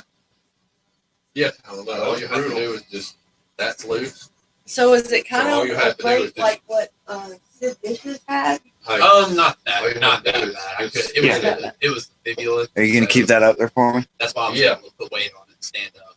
Oh, Yeah, so there you and go. it didn't That'll actually work. come through the See my skin. point? No. That way, when you spin it, he'll be in it, and He's got the video. you know what I mean. Yep. Oh yeah, I should. That's the run two. We're on live. Didn't go do that. We'll go play another song real quick. It's too late. Do you want me to? All right, we're back. We're back. Steph, We're back. Steph, Yes. what are you doing? Put your non-existent headphones What are you doing? on. So we just had the whole debate again over the headphones. My headphones are fine. They're terrible. Honestly, seriously, I can hear myself without headphones better. Better than that. with that. But how funny is it that she can hear perfect on it? Yeah, I can hear myself, and it's Supposedly. not too well. Only when you turn yourself up, or Tyler or whoever's over there is turned up. Is it really I loud? always turn up. I'm sorry. So Steph introduced our guest. Ugh. Gotta love it. Today in the studio we have Justin Legend, the commissioner for Southern Fried Championship Wrestling. Is his mic on? Possibly. Yes, What? it is now. It is now. Awesome. Thanks for having me. Yeah, just pull it, Steph. I was gonna say you're gonna have to help out. Is that better? No, it's still Um, not. Try again. Is that better? Yeah, I can hear it good Oh. now. I remember now. I had to swap yesterday. That's what it is. Is those two inputs I have to keep swapping depending on who's sitting on what side of the room. Yep. There we go. Alrighty. It gets confusing. and we're Just live. a little bit. Yeah. Well, that's part of going live. You know, when you bring in everybody else. That's why I want that new awesome board that is going to cost $1,000 at this point. That's all. So a go to grand. our Fund Me page. Yeah. Yeah. Exactly. We could start one if you want. No, that's tacky. That's lame. Why is that lame? Nobody's supposed to start their own GoFundMe page Somebody because it start looks like a con. fine. Somebody start us a GoFundMe Oh page. yes, Steph. Let's go back to it. Let's- yeah, I was wondering. Y'all were having your own. Keep little going. I'll have debate my over there. grandmother do it for us. How about that? So, Justin, tell us a little bit about how you got into wrestling, if you don't mind, and how long you've been wrestling. Yeah, basically, I was about 4 years old the first time I went to my first wrestling event, and you know, I've said this in the ring before, but it was just a something that just captured my imagination from the very first time. I blame my dad, and my uncle for that. Don't you love how that is? My dad, and my uncle, to my blame for wrestling too. Yeah, they. I was probably a little too young, but one of my most vivid memories was an event back at the old Omni in Atlanta, Oh, Georgia. Mm. 1986. It was probably the biggest pay-per-view of the year. Well, second to WrestleMania because that was already going. That's at the that last point. one I ever went to, by the way. That one at the Omni that night. Oh, the one he's talking Yeah, about. 1986. Because me, my Oh, uncle yeah. Doug, and one of my buddies, Bud, we went to go see that one in 1986. The last one So I remember ever saw. the scaffold match. That's they had right. that night. Yeah, That was the last Oh, one. wow. it was Road Warriors versus the Midnight Express, and Yep. I can still, vividly in my mind see Jim Cornette falling off that scaffold and blowing out both his knees. Wow. Oh yeah. Oh, So yeah, that was from that moment on, man. I just I knew that was what I wanted to do. It was either be a professional wrestler or a rock star, and I tried the rock star thing already. You have the That didn't work- tattoos That for didn't it. work out. That didn't work out. But yeah. So basically, it was something that I always wanted to do, and I just put it off. And I eventually started doing some mixed martial arts training Oh, at wow. a place Mm. called the Hardcore Gym in Athens, Georgia. Some famous fighters have come out of there. I never competed or anything like that. I did a couple of submission tournaments and I got my butt whipped pretty Ah. good. But it got me in pretty good shape, toughened me up a lot, and I decided to go for it. And the first group I ever contacted was Southern Fried, and they were having events at that time in a smaller facility in Monroe. Right. and they were bringing in Luke Gallows. Yeah, Yeah. we've met Luke. Luke's met actually Luke. been here as well. Yeah, he's awesome. And they were bringing him in for a show. It was their big Halloween show, and he was doing a training seminar before the show. Right. And that happens a lot of times. Veterans will come into various independent promotions and put on seminars where you can really learn a lot of invaluable information that on a one-on-one basis or at least one on small group basis. So I got in contact with them. I told them, I don't have any pro wrestling experience, but I've been doing mixed martial arts for a while. So they told me it was cool if I came on out, and I got in the ring with him, and learned a whole lot in a couple hours. And they actually put me on the show that night as a referee. Yeah. And it was Gallows versus a guy, Leatherface. I don't know if y'all. And I familiar just with saw that. him the other night. Let me tell you, that dude, He's freaky. he will freak you out. Yeah. He's walking through the audience, and it doesn't matter.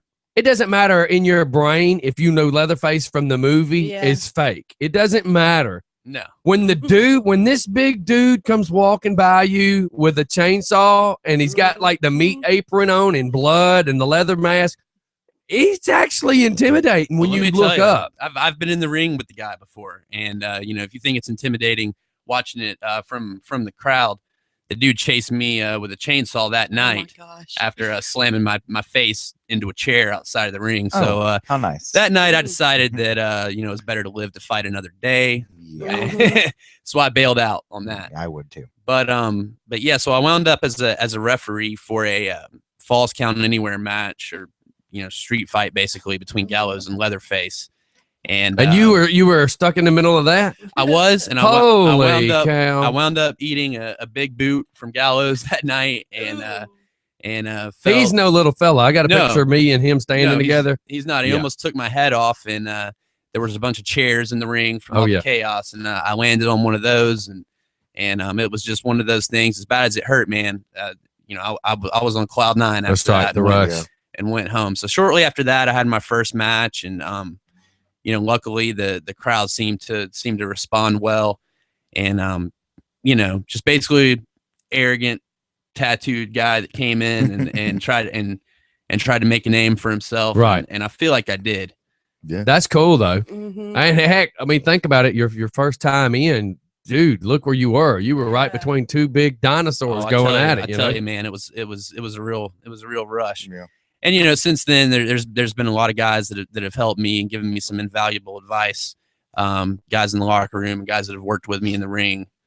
There's really too many to list, but I was definitely grateful for that and grateful for the opportunity. They brought me in and made me part of the family pretty quick. That's awesome. That's what it is, man. I've never been a part of something before that was so much of a brotherhood. Right. Minus some individuals. And I was going to say, the Sure. thing is it's something you're part of that's a lot bigger than just you. That's right. It's Yeah. so huge, and a lot of people don't see it. That's right. Well, when we're out there, it's a lot of people see it as an individual thing, but really from start to finish, from the time the first person gets there to set up the chairs to the last person leaves at the end of the night, it Right. truly is a team effort. And this is an organization where everybody wants to make a name for themselves, make an impact, but everybody's also a real team player, and it's a team effort. And I think that's why Southern Fried has become, the place to be for independent wrestling in Georgia. Right. And you know what's so cool is because I guess I could say mentally, I only knew of what we've always seen on television. I mean, back from Gordon Soley days up into the 80s to the 90s. Georgia Championship Wrestling. Yeah. So, yeah.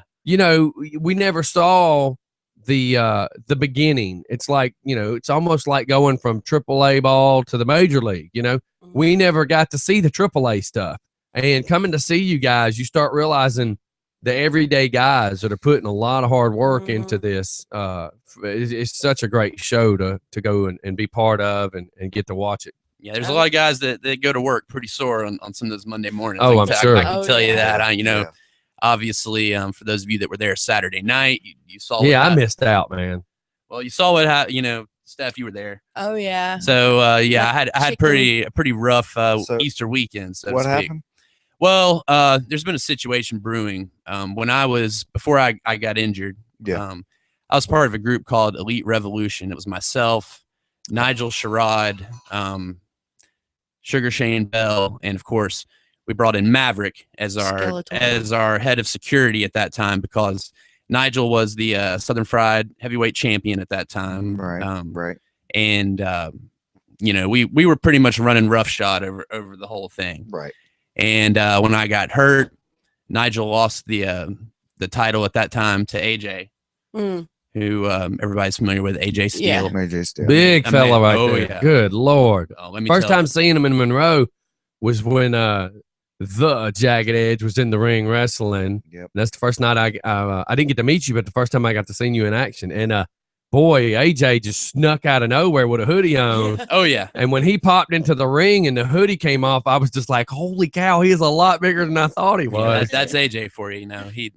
He always gets his revenge in the end. Oh, too. yeah. He That's reminds what I me like about him. of the Road Warrior style-ish person or the British Bulldogs. You remember how they were just so swole, man? Yeah. Oh God, he's huge. Yeah, you really can't appreciate it till you're standing there in front of him. Now, no offense to the Jagged Edge. I'll I know how everybody feels, but he's not no little guy himself. No, for sure.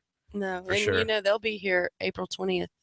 Yeah, see, I'll be here to see the signing of the Yes. contract. I just won't be in town when the for the match. mishap happens. The mishap. Yeah, well, Okay. yeah. As commissioner, that's something I've been working on with the board for a long time, trying to get those two in the ring. I hope you guys are going to be prepared for that when they're in here. That'd be because cool. There's a lot of bad blood between those. Yeah, I was already thinking about we need to go ahead and get that pad on the wall. Yeah, maybe get some security in here. That's I right. would recommend that. I have to get a couple of my cop buddies in there. So Yeah. go on to explain what happened. We'll have the stun 'Cause gun. I ready. again, you've seen it. Yeah, I seen it. I firsthand. have no. Well, clue and about that and the other people that haven't seen Yeah. it, we want to make sure they get I'm a trying to get picture. So painted. basically what happened was I made a return to SFCW in Royston, Georgia. The first time I had been back on the show since my initial injury. Right. And I was blamed pretty much for Nigel losing his title because I was home with a broken leg and supposedly somehow It was your fault. It was my your fault. It was Don't my you fault. love that? Yeah, so I'm in the ring and these guys took a cheap shot at me, tried to break my leg again in a steel chair, and luckily AJ was watching my back that night, and then later in the night I came and had to return the favor and put quite a beat down on Maverick that night, and so since then this whole thing has been escalating. Family has been involved. Oh wow. People have been sent to the hospital. Oops. It's just been one of those things, and quite honestly, it was interfering with my ability to run the company as commissioner. So this past Saturday, I offered him an opportunity to come out, shake my hand like a man, put this whole issue to bed. I told him, I said, you got two options. You can come out here and shake my hand and we can squash this, or basically I'll slap the piss out of your mouth. Wow. So, he comes out hobbling around, sympathy, oh, poor me. You ripped my ankle apart. Yeah. Which, it's going to be kind of hard to play the sympathy card on that with me. Right. So, I mean, you break your leg. yeah. So he offers his hand. I'm trying to be the bigger man, put this to bed. I shake his hand, and next thing I know, I'm getting pepper sprayed in the face. Mhm. Pepper spray. Yes. Mhm. Yes. That's childish. Well, It's Maverick. Kind of It's, sissy. it was a cheap shot. Yeah. Wow. I don't know. I think named him. he must have borrowed his mom's off her keychain. Yeah. I don't know. I mean, do keep in mind, Tyler, we're talking about a man that apparently has issues because he's running around like a He-Man figure Skeletor. Yeah. I You know? have the power. Sorry. Yeah, I watched a lot of He-Man as a kid. He doesn't even do Skeletor justice. So I wouldn't make Exactly. that comparison. Well, maybe he should be like Cobra from G.I. Joe and just get something to cover the whole face. Oh. I tell you what, there may come a day when there will come a day when he's going to be on his back looking up at me. I'm going to take that mask. I'm going to show everybody what it looks like. So, as commissioner, are you still able to wrestle? Well, right now I'm Is still there a not, legality thing? there's a little bit of that. While I was injured, I received a call from Mr. Charles, the owner of the company, And you know, he's got a lot of things on his plate right now, and he wanted Yeah. somebody that could step up and run things, maintain law and order. And I took that very seriously and jumped at the opportunity. And that's why, you know, for the sake of the company, I tried to put this behind us. Right. And you know, the pepper spray. Then, you know, I'm sure everybody saw the belt that was used across my back about 10 times. Yeah. You know, it's pretty much healed up. You can still see where he caught me across the throat with it. Wow. And of course, you know, the choke slam. But it was a rough night. It was a rough Good night. Lord. And you guys are loving it too. And you know what I mean? You're doing it, but wow. When you go home after, you know, something like that being done to you, how do you release the like how do you take a bath? It's Some hard. bath Yeah. bombs or something like I that? probably should have a sponsorship from you know, some kind of Epsom salt company or something like that. But Some honestly, nice lavender. honestly, that is that's one of the hardest things about this is when you get home, you're so pumped up after a show because You don't feel it. Oh yeah, you feed all. You're feeding off the energy of the That's crowd. right, that whole adrenaline rush. Oh yeah, and you get home. I mean, I usually don't sleep a whole lot after a show. Right. No matter what happens, good or bad, it's a total adrenaline. It's unlike anything I've ever done. Oh yeah. But I imagine. but yeah, it's, you know, I've gone home banged up plenty of times, but you know, you just either you love it or you don't, and you got to have the passion for it. You know, Right. I get insane amount of butterflies every time I walk through the curtain, and a lot of the vets have told you, and this is, I believe it, the day that you don't have those butterflies and you're not nervous about going out there and doing the best you can to entertain the paying audience, then it's time for you to get out. Good Lord. Mhm. It makes sense though. Yeah, and Yeah. also Saturday night, Pandora she had a match against, what was her Dementia DeRose. Yeah, real Dementia. stable person there. Yeah. Is she like 90?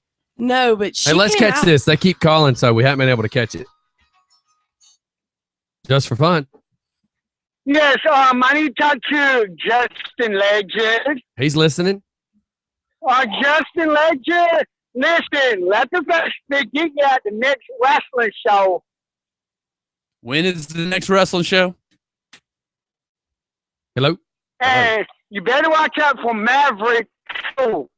Oh yeah, he's proven his true colors. You know, with that sneak attack he did on me. But yeah, I got something. I know, but I got your back at the next wrestling show. Oh, you say you got my back at the next wrestling show?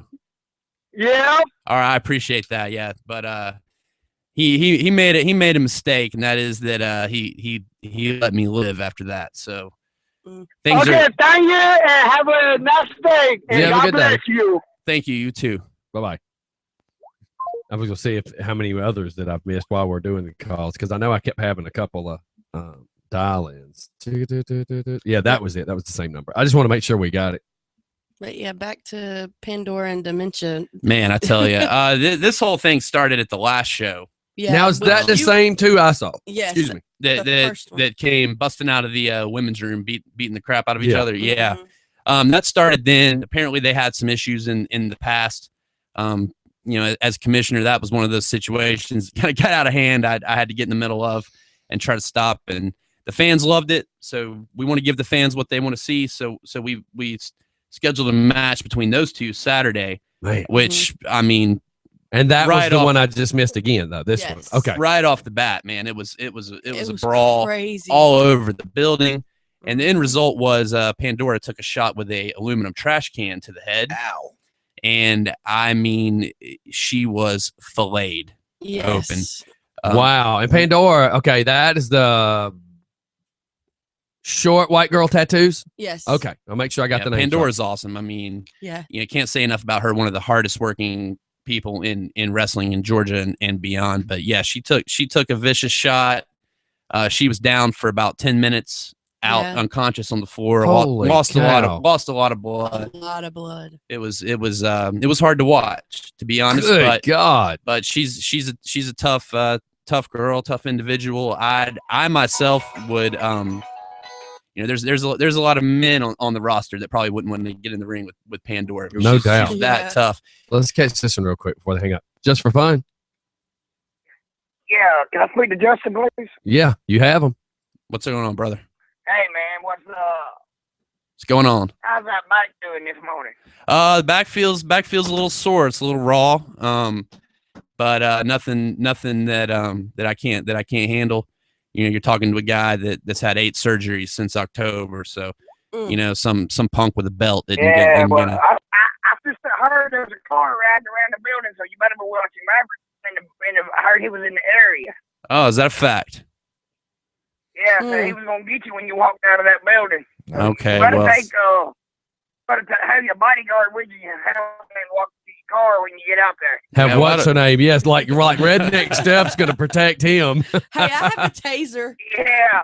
yeah, well, you know, yeah, I definitely don't need a bodyguard if he wants to keep playing these little games and hiding in the shadows and all that. You know, why don't you step out from behind that rock and try to do something without that pepper spray? Have you heard? Pandora was Pandora doing? she was transported to a medical center shortly after the incident. She did regain consciousness backstage, but she did need. My girl laid it on her, didn't she? Oh, man, I tell you what, that's. Mr. Rose put it on her. I mean, that was it. That's what's going to happen when you get Maverick in the ring next time. And I got you, back. You know who this is, don't you? Who is this? I'm the chairman, baby. Oh, is this Moondog? I'm the chairman, baby. That's Moondog. It's one of our best fans here. Yeah, it's the Moondog. Oh, there you go, brother. All right. Oh yeah, well everybody knows who I am. Yeah, you I are. can't wait to May the 2nd, though. May the 2nd. That's right. That's our next big. That's our next big show in Monroe, May 2nd. Mm-hmm. Yeah, I said I can't wait May the 2nd to see what AJ's going to do to Jagged Edge. Well, I'll tell you, it's not going to be pretty. Get the nerd in the ring. That's going to be the fun part when he gets Dr. Brock in the ring right there. That's right. If AJ. All right. Y'all fellas have a good day, and I'll talk to y'all later. Thanks, Moondog. Thank you, Moondog. Yeah, that nerd. Oh my Now, look, I love Brock now. Dr. Brock is just cool. I'm sorry, you guys don't feel the same, but Brock's cool. He's just doing his job. He's a joke. He's just doing his. Look, Hey, I like you do it. your job for us when you show up. Hey, I get paid for a job before I come here and do Were this you- job. Were you here in the studio when I had the big box of nerds and he was Yeah, just yeah. okay? So you saw his reaction with that. I mean, he Yeah, he's thought a it little- was funny. He can get a little sensitive at times and say what you want about him. He's annoying, quite Yeah. frankly. Very annoying. But You he's got a too. good mind for wrestling, and he's got quite an impressive list of clientele. You know, right now Jagged Edge is on a roll. He's on a roll. Oh, yeah. And I'm sure Dr. Brock I plays have no part. I have utmost respect for the Jagged Edge. But Dr. Brock plays no small part in that, whether you like him or not. Yeah, he doesn't like Maverick because he said Maverick's not a real man because a real man would show his face. And he doesn't like Brock because Brock was sitting right there and went over the desk at him. Yeah. And old Twilight was a little sensitive of that. He was scared that he was going to get beat by another man. Wait, whoa. See, That I mean, if you were to get beat up by Dr. Brock, that's pretty sad. let's be real Well, here. We are being real. Dr. Brock, I'd like to see went that. for you. I'd like to Yeah. see I think I I'd like to dropped- see that too. I drop turds bigger than that. Whatever. Hey. I saw you flinch when Brock went over that desk. I saw you flinch. Yeah, because you know what? I'm not going to get into this.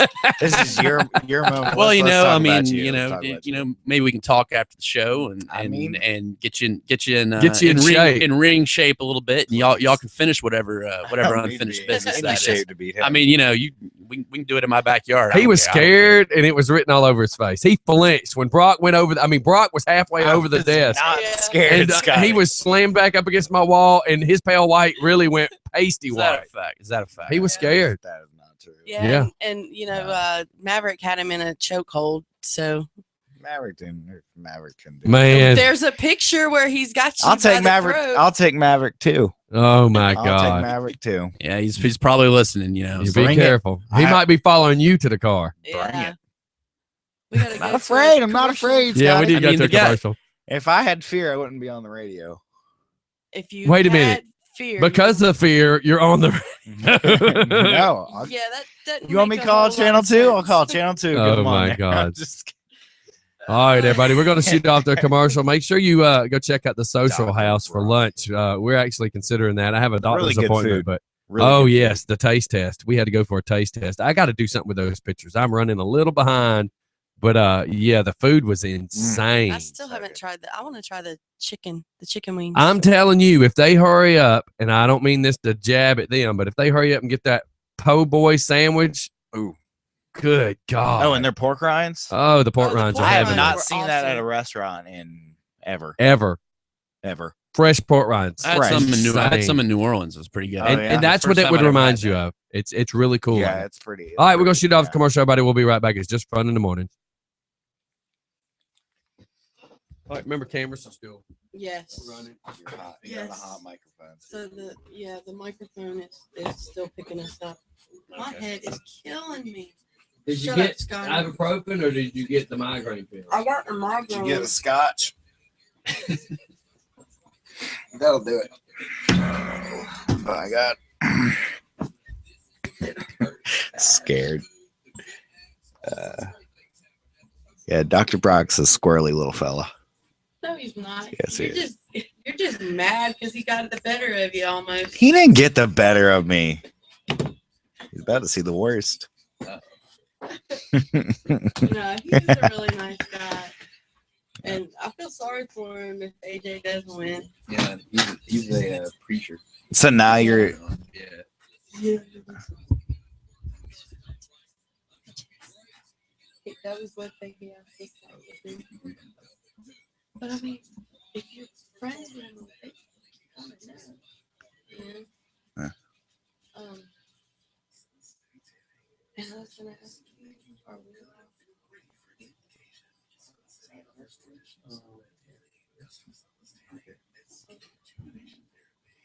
because I was just very curious as to how you sure what else even in May.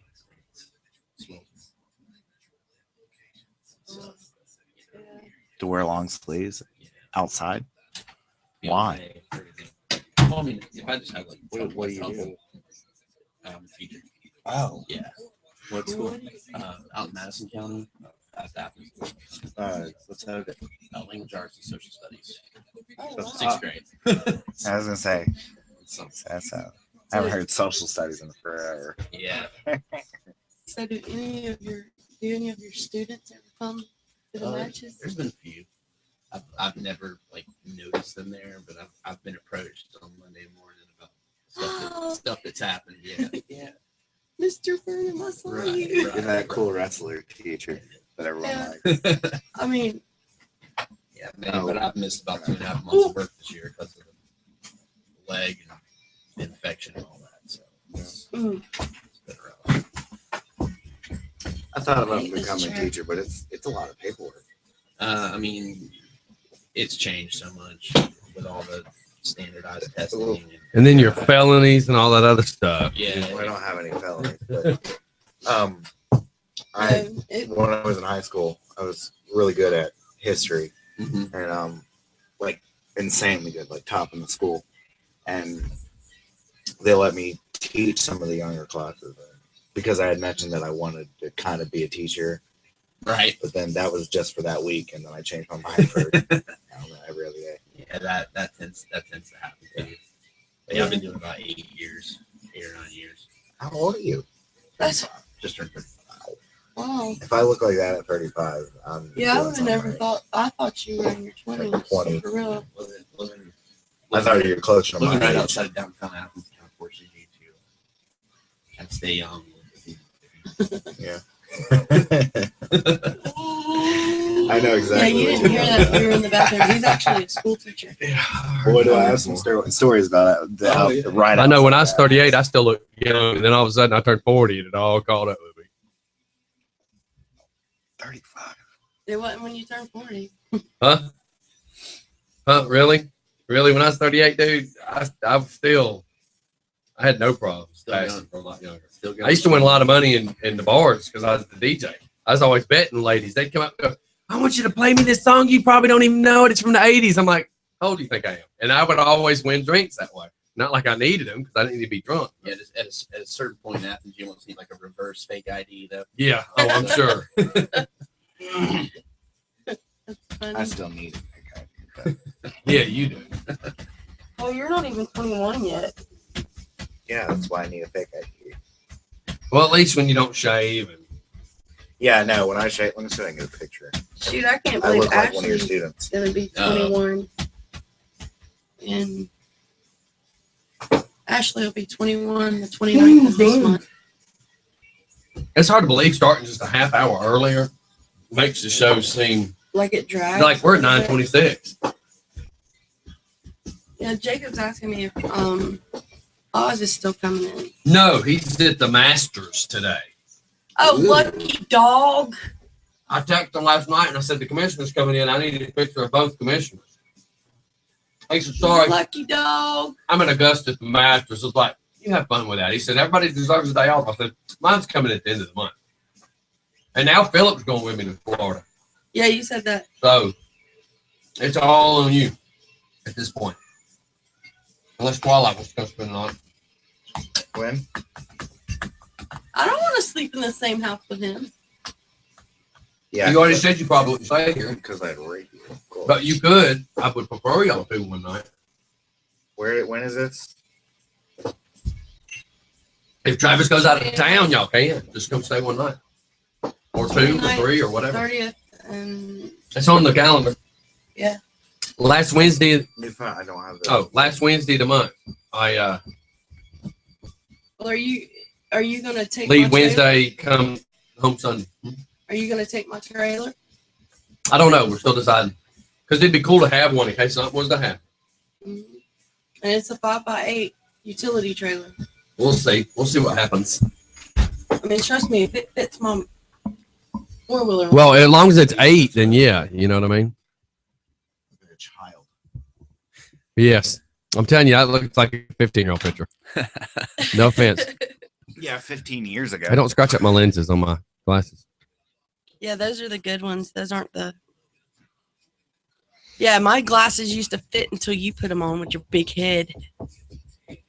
Guess hanging out in those apartment complexes kind of aged you a little bit. It's all them hits for that rock. Yeah. Not the crack rock, regular rocks. Come on, man. Oh.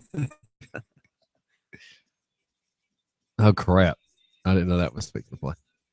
Is it still messed up from yesterday when I was messing with it? All right, everybody, we is back. We were just talking about Twilight looking older than he really is. I said it's for all of them hits he had with that rock, not the crack rock. And he looked at me like I was insinuating that he did crack rock. You know, you guys talking about apartment I complexes. don't know When what you're talking about, Scotty. when I first moved to Athens, I unknowingly moved into a location where there's probably been more dead bodies found Oh my gosh. in a few over the period of a few years, and there have been in you know the whole town, the whole county. So that was an adventure. Awesome. That's funny because we had a 911 operator from Clark County come in and do the show one night. Oh, man. And we were just discussing things like what kind of phone calls have you had? And she said you would be blown away at how many phone calls for an ambulance that you would get that was, and she was an EMT rather. She didn't just do 911. She did the EMT stuff. And she said you would be blown away to know how many people would dial 911 just to get a ride. Yeah. Because they're saying that, you know, the poverty level on the outskirts is pretty bad. And that some of these people, I need an ambulance. And then they get in town and they're like, thanks. Oh, I believe it. And they just get out and walk. And then she was talking about all the stuff they had to deal with at the college itself. So, I mean, it's just unbelievable what you find out. Because it's stuff that the college don't want you to know about. They really don't want that leaked. Yeah, you know, Athens, it is a college town, and everybody kind of has this image that everything, it's all fun and football and all that. But you got to be careful. You got to watch yourself. There's some behind the scenes. Yeah. Yeah. So what else we got going here? So, other than wrestling, what is your everyday job? Well, that's kind of an interesting story too.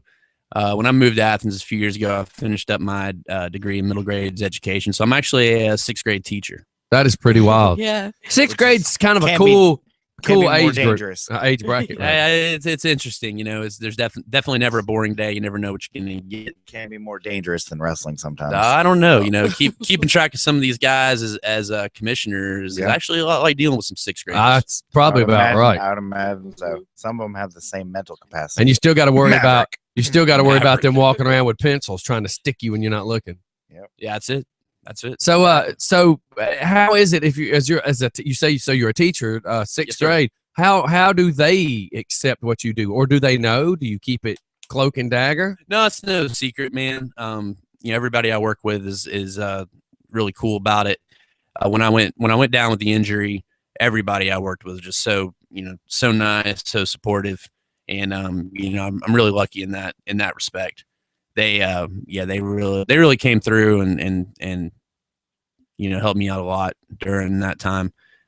It wasn't just a broken bone; it was an infection that I got while in the hospital. that sucks. And that's what actually caused most of the surgeries. Right. Ooh. Right. And lots of physical therapy. But yeah, it seems to be taken care of now. Everything's on the upswing. But yeah, my students, they all know what I do. And there have been a few times when I've been approached on a Monday morning, like, man, you know, you beat the crap out of that guy, whatever. And So It's- it's pretty they cool. watched it? You didn't even know. yeah, there's been a few times when, especially when we're out in Royston, Mhm. which is close to where I work, when if I've had some students a time or two. That is cool. Yeah. Kind of similar when I compare it to that movie Here Comes the Boom. You know, when you That's you right. start seeing the Oh, teacher do yeah. the stuff and all the people start supporting it. And have you never seen the movie? Kevin James. Yeah, Kevin James? Am I old enough? First All right, of all, Yeah. I think I can't believe you have it. The guy that played Mall Cop. Really? He's gonna look it up. no, I'm gonna add it to a. I have a list. Yeah, Here a Comes the running Boom is list. really good. I can't that believe is you a haven't good watched movie. it. That is Henry very good. Winkler's in it. Yeah, I can't Yeah. believe Right. you've not watched that. That's like some of the top movies of actually good movies that people don't really give a lot of credit to. But he was actually doing MMA in that movie. Yeah, So a little- MMA. a little different from what we do. Yeah. Which I can honestly say, you know, the pro wrestling, it's physically. It's the Mu- same though, mu- physical. Oh well, you know, in an MMA fight, somebody gets knocked out, somebody submits, the ref's gonna jump in there and stop it. But Right. you know what we do, if you get hurt, you know, we love the business and respect the business, and we're gonna do whatever we have to do to give the fans That's their money's worth. And you know, there's no crying in wrestling. No. Yeah, And Yeah. y'all, that and the pay. The pay's not quite the same. It'd be awesome if y'all got paid like that. like the But the MMA. thing is Yeah. what I find funny is y'all get hurt more for a whole lot less. I mean, like I said, if you don't love what you're doing, it's you're not gonna last. that's right. Yeah. Yeah, my philosophy in Are you life old is- enough to have philosophy? Shut up. Did you My- take that Can in you school? Can you spell philosophy? Yeah. Spell it, Tyler. IT. No, but Philosophy. Spell it. I'm at the age where I have to start figuring out what I want to do in life and how I'm going to make my money and blah blah blah, adult stuff, taxes, blah blah blah. Anyway, Blah blah blah. here, take these so I don't break them. Yeah. Stop playing one on my desk. Yeah. But the way I see it is if I make, no offense, this is just the way I say it, a teacher salary, because I mean you don't get paid too handsomely as a teacher, doing something that I absolutely love and that I live every day. I wake up every day to do this thing and I love doing it. If I can make a teacher salary doing it, then I have no problem doing it. Yeah, you know, it's one of those things. I wanted to do something that was more than just a paycheck, because I couldn't live that way. You know, getting up every day and going to do something just for a paycheck. So I like to know, you know, hopefully that if they don't learn anything else, you know, over the course of the year, that you know they can learn a couple lessons about being a decent human being and Right. productive member of society, and Mhm. you know, at least know that there is at least one person that cares about them. Yeah, I'm not bashing teachers at all. I wanted to be a teacher for a little. Yeah, my for a little daughter bit. still may want to. She's not decided yet. I'm don't. But if it's what misunderstand. fulfills you, then it's worth it. I Because would- I came from doing electrical work where I was outside all the time, because I said I could never sit still all day. I could never. And I went from doing that to getting so high up in the company that I was offered a position. Here I was, the service guy that every day was in a van going to a different location every day. And I was content with that. I loved it. It was I was never doing the same thing twice, always something different. So then they said, man, you know, I was already so high up the ladder that I got the position of running the service department. So with that came more money, salary. My schedule was a little more flexible. They gave me at the time, it was a 99 because it was in 99 when this happened. They gave me a brand new 4-door Dodge Ram, beautiful truck. And in my brain, I'm like, okay, I'm not at work getting dirty anymore. I get to wear nicer clothes. I get this truck. I get this money. But I got stuck sitting in an office over 75% of the time. I was in an office similar to this room, but it had no windows.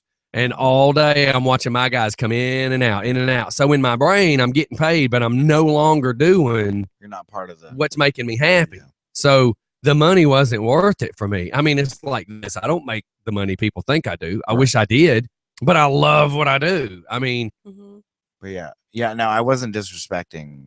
no, I understand that. I was I'm just just giving you saying something else to teachers don't compare get it to. paid Yeah, they don't get paid What They they don't need get to. appreciated like they should. They get paid enough to live to by- survive. to live, but they can't support. Sometimes they can't support a family of 4, which is most of our families. Yes.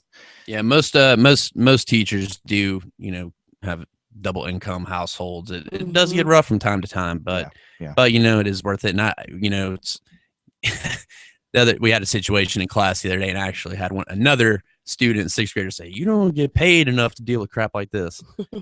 I just had to, That's funny. I just kind of had to let when an 11-year-old recognizes that. Yes. then, It's sad. It's sad. right. Now, what do you teach? I teach 6th grade language arts and social studies. Wow. All right. So Steph, I have four Where classes. the red fern grows. He's- Is that- he's teaching Is that about too your old? speech pattern. You know, about your age bracket for speech and almost your speech. I mean, literally, he could help you.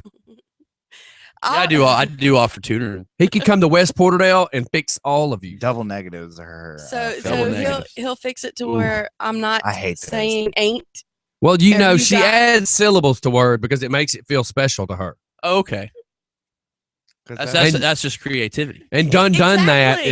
is That's I would my give favorite you stylistic points on the essay for that. Actually, so All right. don't beat yourself Done- up too bad. saying. Yeah, I just got out of high school. You'd be shot in the face. she thinks because she puts capital D's in front of the done that, and it almost sounds like that is dat, done dat, and you know, done that. see. Oh wow, the world we live in. Man, you get on to me because I go take a bath in the creek. Now you're getting on to me for my language. Where do we draw the line, Scotty? Apparently, the one that says to the bathroom. That's where we draw it. Please. Put an arrow point at the top of it. So, you being a language arts teacher, do you ever you're ever talking with adults and then they say something Yeah, what happens if an adult ever grammatically- recognizes you? grammatically incorrect? It's really not. I was having a conversation with somebody the other day via text, and they're like, I get nervous texting you because I'm gonna make a mistake, but I tell them, no, the grammar police gets off at 3:45. That's right. That's right. I'm not at work. Yeah. But what bothers me more than anything is written material from adults. That, Yeah. You don't. that- I'm dyslexic. You would hate reading anything from me then. Oh my it's God. it's Your text the messages, apostrophes that Yeah. Yes. drive me crazy. There. Yes. When you don't put the right there in a sentence, I can't respect you like I should. Well, No, I get and you people shouldn't, want to and you complain shouldn't. about No. when I do we're or we are. People are type back. You're spelling it wrong. I'm like, dude, I'm typing while I'm driving. Shut up. Oh. You know, or Well- or I'm typing because I'm doing 100 things, and you're lucky I'm Shouldn't be even. doing it while I'm you're even- driving. You're Scotty. lucky I'm even sending you something. Well, it's like at a red light. I go, Yeah. okay, I got 5 text messages I got to answer. So people I text have to just understand you're lucky to be getting a return text because That's right. you're in the line of 10 others. Like yesterday, I left the house right after the show, left my phone here.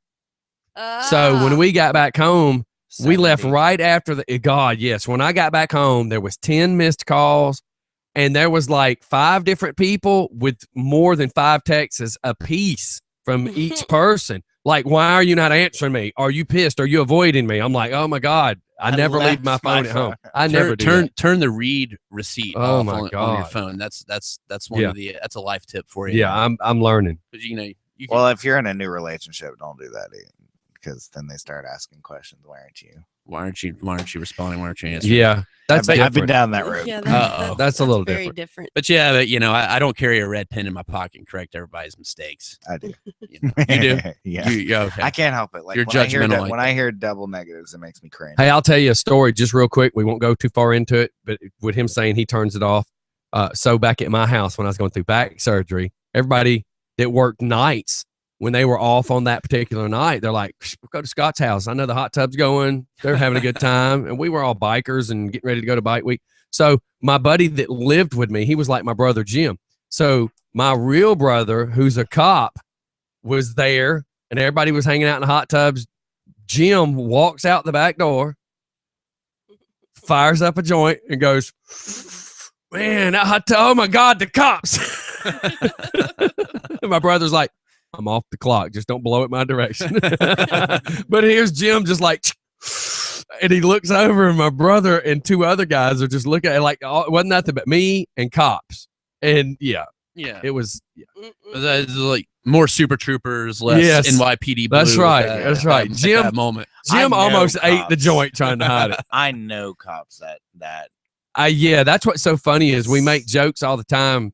And anybody that knows my brother and knows me, because we try to keep my name and his name separate because it keeps both of us out of trouble. And but some of our buddies that have now seen my brother years later go, how the hell can you be a cop? You used to sit in the back of Scott's truck doing whippets. How are you a cop? Yeah, so it's kind of funny. Everybody's got a past. There you go. So Everybody. how about that? With that being said, how many people have run into you now, or say somebody from your past runs into you now and finds out, A, you're doing wrestling, but also you're a teacher, and or how many people only know you from the wrestling and then find out you're a teacher? But how many of these questions like, holy cow, you're a teacher? Like, Yeah, I get that a lot, for obvious reasons. And I was gonna bring that up you too. can see. But really, yeah, he really, is sleeved out, by the way. I y'all. think half of the teachers have a tattoo. Oh, Like, yeah. it's not. yeah, it's definitely not out of the ordinary, Taboo. but not everybody's taking it this far. Do you just have to wear long sleeves? at Yeah, school? I wear long sleeves every day. Just mainly it cuts down on the amount of distraction. That's right. And the kids always want to see him. Like, no, if you run into me at the Quick Trip, you can take a look. Right. But most people that know me and that have known me for a while are not surprised at all about the wrestling stuff. That's funny. They've actually a lot of people come out and support because they know that it's been a childhood dream that I've been Right. been after for a long time. But yeah, it's the more of the surprise comes from the people that only know me from wrestling. Yeah, and Like, then that's what I'm saying. I mean, it's like, what kind of shock value? It's Yeah. interesting. It leads to some pretty interesting conversations. That's for sure. Because I was sitting here because when I first heard about it, we were sitting outside of the ring watching you guys, and she brought it up, and I'm like, what? Yeah. No way he's a teacher. No way. Yeah. And then the first question he asked me, he was like, does he teach PE or something? No. I did coach middle school wrestling last year, which That is funny. that was a That's lot cool. that was a lot of fun. Getting to see kids progress throughout the season. Yeah. And we had a really rough start and then wound up placing second in the region. So I was really wow. proud of those kids. Couldn't do it this year, obviously, because Of your I've been down injury. I've been down so long. Yeah. Now, when did your injury happen? The injury happened in Greensboro, Georgia. I want to say September. It was September 20th or 29th, but I can't really remember. I was in the ring with a match with a guy, T.W. James. Mhm. This was actually when Maverick and I were on the same page. He was there, Oh, and it was just one of those freak accidents that happened. It was just crazy, and I went for a move. The toe of my boot kind of caught the mat, and my leg folded up under me, and broke my fibula, which is not a weight bearing bone. I didn't know that. I'm not an anatomy major. Yeah. It's But I stood up and finished the match and did a good bit more damage. the fibula is attached to the tibia. Right. That's why That's right. was not ready for that. But Yeah. I drove myself home that night and So you with didn't the even go injury. to the hospital after it? Not that night. I went home and tried to just go to bed. And you could stand on Yeah. your leg. Yeah, Good and drove God. home. It was my right leg too, so it was my driving leg. Jeez. But I drove myself home, put myself to bed. But I woke up about 5 a.m. and that thing was Throbbing, swollen I up bet. like a tree Yeah. trunk. So I drove myself to the ER at that That point. just proves how So much what did they adrenaline- say? What did they say at the ER? You were doing what? Yeah, that's what I'm thinking. That kind of thing. Oh But my God.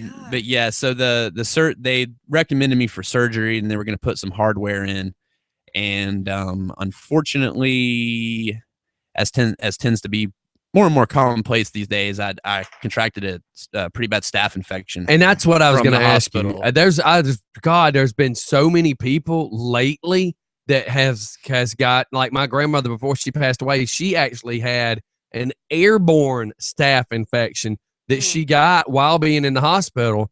And the way they can't explain it is if when they put something in her mouth, did it actually go down in her esophagus and then it was down into her lungs? They can't explain it. But all I know is when they got her back to the nursing home, we had to look like we were from the CDC to walk in to see her. Yeah, But she got it from the hospital. Yeah, it's a hard thing to get rid of. When the infection set in, they took the hardware out of my bone. So essentially, I had holes they had drilled into my bone. So the infection actually got down into those into the holes. bones. Ugh. So it was hard to get out. And so I had 3 surgeries to start, and then a couple more. The second time I was in, I actually went into kidney failure because of a really powerful drug they were giving me. But I wound up, back at home. I was on home IV treatments. I had a IV in my arm for pretty long time. Put you in a cleaner environment. That's Well, just yeah. insane. You don't think, but I mean, I've had to work in some ORs, and we were nervous because it's like, if this is supposed to be a sterile room, how are we as electricians coming in? How are we doing this? And then they said, well, because when you're done, it's going to take us 16 hours to do what needs to be done. don't do It's it, like, though. holy cow. I guarantee you that. Did you see that bottom number? Yeah, I did. Yeah, it's definitely a problem, but it's unfortunately in the world we live in, it's a risk of the surgery. But I feel great now. The leg is getting stronger. Done a lot of rehab. So right now I'm basically just trying to spend as much time as possible in the gym and in the ring, working with guys, trying to knock some of the ring rust off, so that what I'm shooting for in May, I will be back as a competitor. For the May 2nd show? I'm up in the air about that one, but for sure May 17th in Royston, I will be back. Now at your size, Jagged Edge, is that somebody you would wrestle? I mean, I'll take anybody anytime. I used to have a. I'm just thinking you and AJ. Good God, that would be. I used to have a little saying that fight everyone, finish the fight. You want to get in the ring with Justin Legend. Yeah, I may be smaller, but you're gonna know you were in a fight.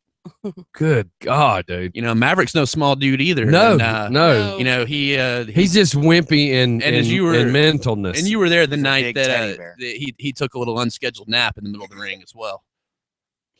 I didn't get to see anything with him. You might have been at that one. I haven't got to see that yet. Yeah. I have not had the honor to see him get a beat down yet. Yes, you did. When we went to Buckhead. Yeah, but that was not really. I'd like to see him get just a can of whoop ace. Yeah, I opened up. choked him out one good time. Yeah. See, I'd like to see that. I'd like to see something, he wants to be the bully of the ring and the bully of the wrestling world. I'd like to see somebody choke him out. Oh man, I got a special place in my heart for bullies. Yeah. With that being said, we're doing an event. Nice segue there. Yeah, good Justin. lay in there. Oh, there you go. And would you being a teacher, you would appreciate this. Let me get my calendar so it actually comes out of my mouth correctly.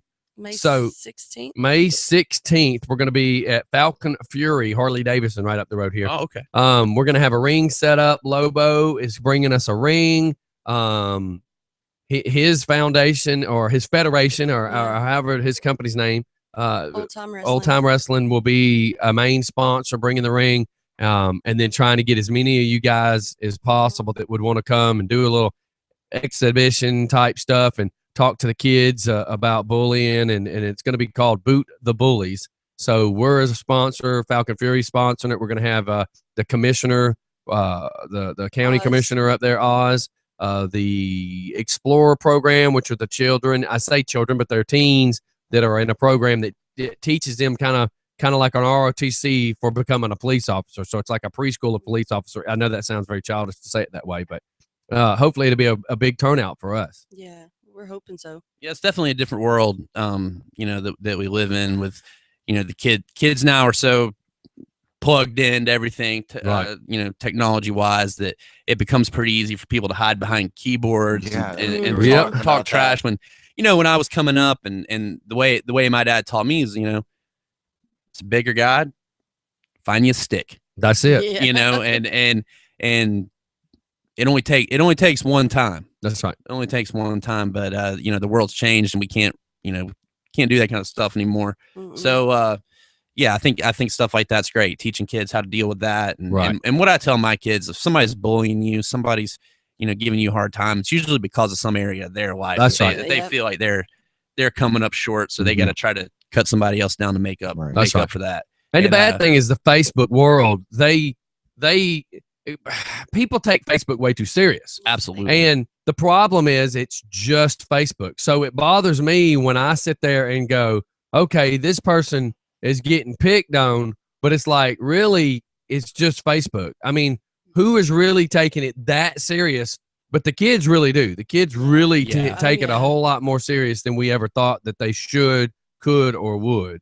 Yeah, that's something we deal with on a daily basis. But my theory about Facebook is, if you have a crappy day, you do something stupid, you make an idiot out of yourself. People don't broadcast that on Right. Facebook. Everything Right. on Facebook. Oh, my life, perfect. I did this. Here's Right. a picture of this gourmet meal I just ate. Right. So when you're having a crappy day and you're feeling down and you see it looks like everybody else is living the dream. Yes. So it can cause you to feel pretty bad and feel get a little depressed and all that. But what you have to understand, I mean, I look at Facebook. It's everybody on Facebook's trying to entertain.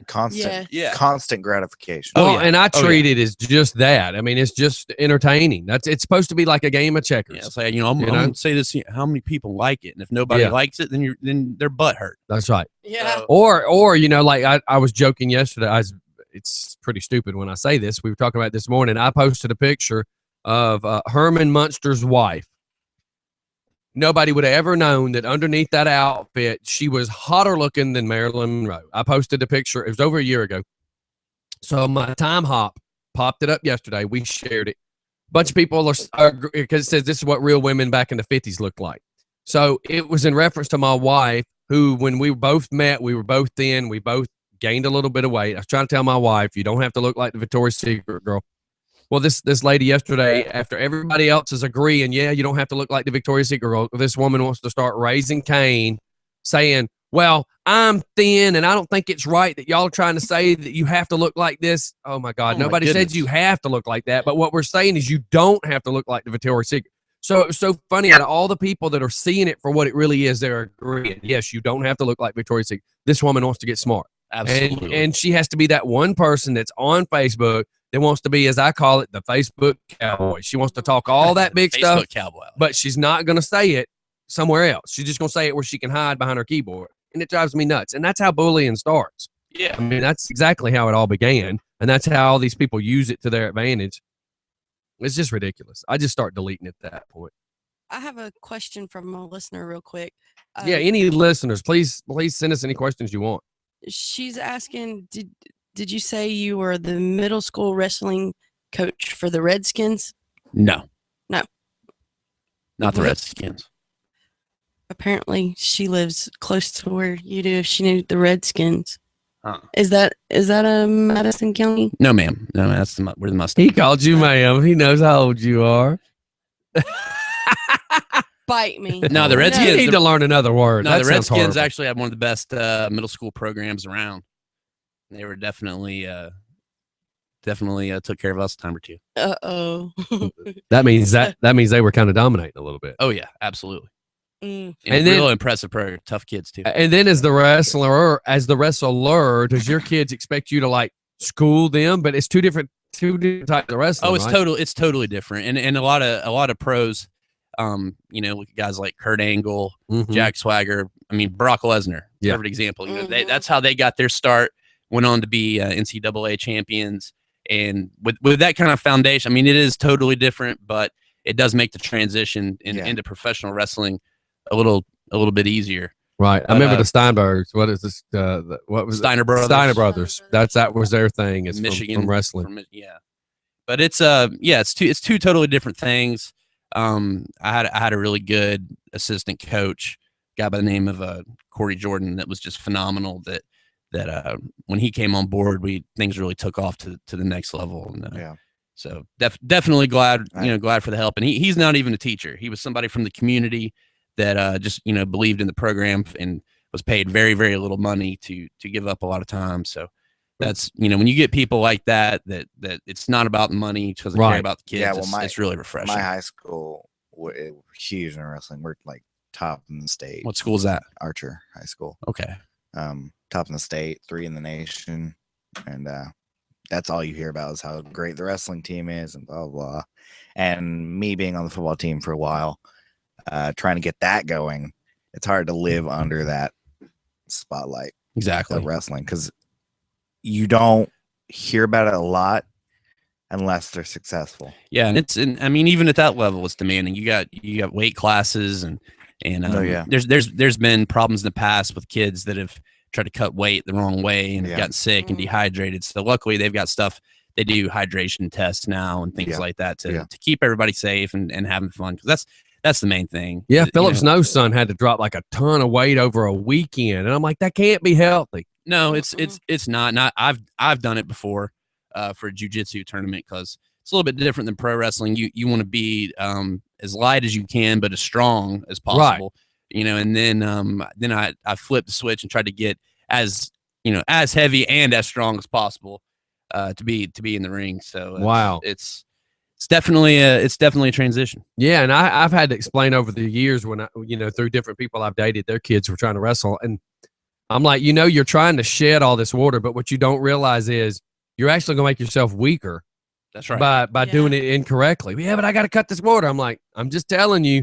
And then they made it to where it was time to wrestle, and they were so just exhausted. They were missing so much of nutrition from their body. Absolutely. From trying to shed all that weight. They wasn't eating right. They wasn't drinking right. They were probably dehydrated. So it was horrible. So do the good teams like have a dietitian plan or something like that? I mean, at the middle school level, we don't have anything like that. No. I really can't speak on high school programs or collegiate programs, but there are measures in place to make sure that people are doing it the right way. So you participate in jiu-jitsu tournaments? Not anymore, but like I said, I trained for a few years at Hardcore Gym, and Brazilian jiu-jitsu was mainly what I did. And I actually, and this is no secret either, while I was finishing up school and even a little bit into my teaching career, I was a bouncer downtown Athens, and that definitely came in handy there. Oh, I'm sure. Yeah. So that was an interesting period there too. Oh yeah, and then when my dad was my real dad was a cop, and every day it'd be come home, let me show you something. Let me show you a move. Let me show you a move. Well, when I was DJing up at Fusions, there wasn't enough bouncers, and the guys they had bouncing didn't know what they were doing. So when there would be something that would really get out of hand, I would come out of the DJ booth. But it got to the point where it was like, don't leave the booth. You know, there I ended up breaking a guy's arm in 3 places. Nice. He was out in the parking lot chasing somebody with a taser, and he was chasing, not only was it the people he knew, he was chasing people getting out of cars. There you go. So I went out there, and he had it in his right hand. I said, dude, you needed this, you needed that. And he didn't want to follow the rules. And once I grabbed him by his wrist, I didn't let go. And every time we went to the ground, apparently we snapped his arm a little bit more. And then the next day, he sobers up and he's this and he's that. By the next day, now we're talking midweek, letters and phone calls, and we're going to sue you. We're going to sue the DJ. And then basically the bar owner said, well, first off, your guy come at the DJ twice with the taser, and he spit in the DJ's face several times, and he was told to leave several times. And every time that he spit in his face and every time he swung at the DJ, he was taken to the ground.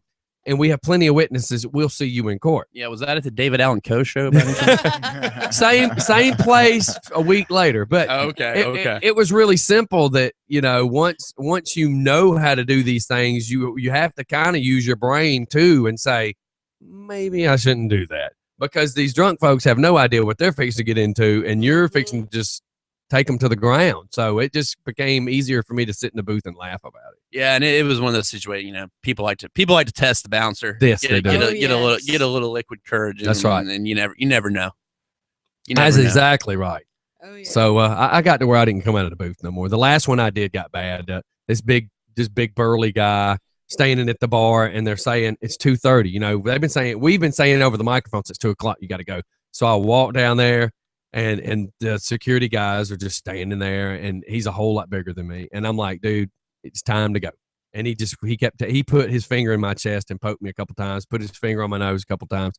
And I took my glasses off, and I looked at security guys, and I said, this is where it's fixing to get real. And one of them was my buddy, and he said if he just took his glasses off, it's fixing to get bad. Uh-oh. So about the time he steps and turns, he actually put his back towards me. And as soon as he did, I went ahead and pushed him a foot forward and went right around his throat and had him choked out. I mean, we were on the ground to the point that the security guys were grabbing me to get me off of him. They're like, he's turning blue. He's turning blue. I said, good, because when he passes out, you can drag him out. There you go. So, but he was the big, squirrely, musclehead guy that wanted to prove nobody in here was going to stop it. And it wasn't happening that night. No. That was the last night Crystal said, I'm not coming back here anymore if you're going to come out of the DJ booth. So I stay in the It was a DJ life booth. lesson, though. That it was for me as well for him, because he never came back to the bar.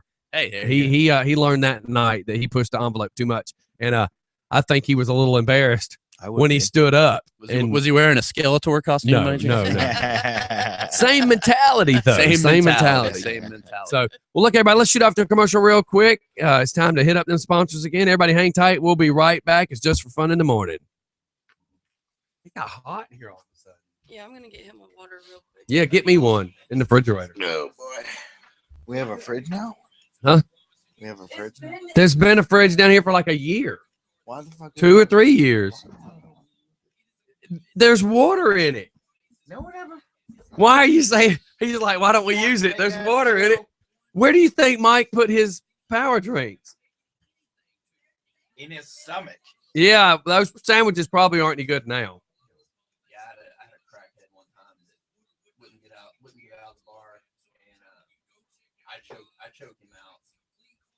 Usually when you choke somebody out, when they wake up, they don't fight anymore. Yeah.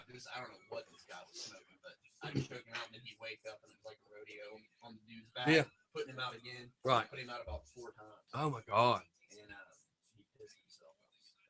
Yeah, and see, this guy was so much bigger than me that once I got around him, I had to take my right foot and my left foot. I wrapped my left foot around his left leg, and I took my right one and kicked him right under his kneecap, and I actually hit my head on the bar.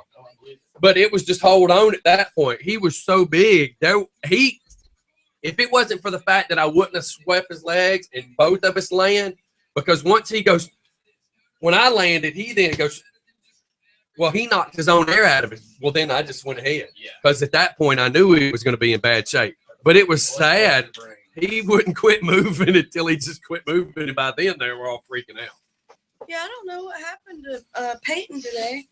I got choked out I haven't been able to get in touch with her dad. in the apartment complex. We were bored. So apartment complex. We just bought each other because we were bored. And I couldn't get him off me, man. I was dying. I was literally dying. I was about to pass out. Just randomly fight each other. Yeah. Fair enough. Yeah, I lost. So are you going to be in Barnesville? I'm not on the Saturday? show. It's more Luke's deal that he's bringing in the Bullet Club guys. I'll be there watching, but we definitely can plug it. Yeah, because I was talking to Chris about trying to get some of the guys to come on Friday to talk about it. I And don't he, even know where Barnesville is. Outside of Griffin. yeah. Down.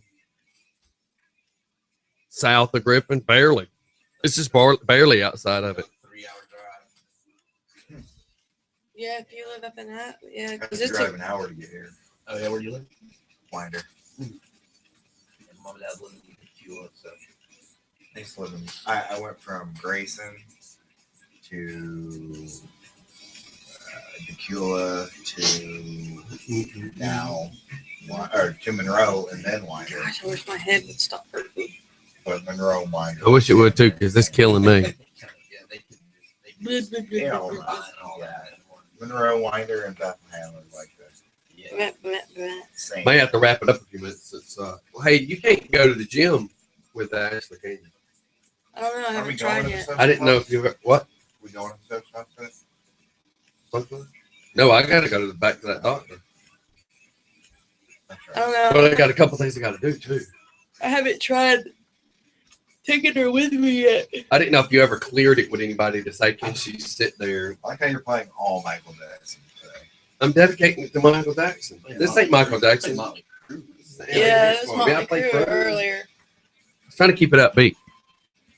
I don't know. I meant to go Friday and clear it with them about her coming to the gym. Which Yeah, I thought you would have asked already after this already being Well, it is Michael Jackson song. something you've It's just a- been dealing with for quite some time.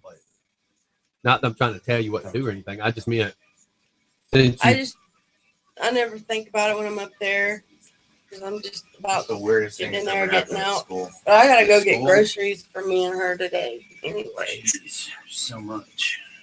just Travis So are you going to try to do the show with Joey? Probably a girl Thursday? stole Yeah. a kitten Yeah. from out of someone's yard at the bus stop and kept it in her locker all day. And I came out of my room during the planning period and was hearing this cat noise. Yeah. And I just assumed it was like a ringtone or something. But no, there was a kitten. No one got the bolt And we'll cutters. probably and cut her stay the locker night here and there Thursday it was. night. So it was What? a kitten. So we probably stayed Thursday That night was here. good. Oh, So that I didn't have You to. know, That, so we had So I some could pretty go good in like and put her to street sleep in justice there. carried out in the bathroom. Kid took the little mat out of the urinal. There was this bully kid that was taking a dump in the stall, pissed all over it, and then he threw it over his stall and smacked. I mean, it was beautiful. you couldn't laugh. Oh, I laughed, dude. I took him to the office and gave him the little thing and went around the corner and just died. Oh my god. I mean, if it was up to me, the kid wouldn't have gotten in trouble for it. And He what has did tater he tots do? rubbed on the floor in the lunchroom. That's why I did it. Now Mm. he threw a urinal mat on a bully in the bathroom while he was taking it out of the house. All right. I got to go pee because I didn't. So, Okay. You want me to keep it running? I was going to say, y'all just keep it going for just a few seconds. Jacob's going to be calling in. Jacob's going to be calling in and telling us about that wreck with that band yesterday.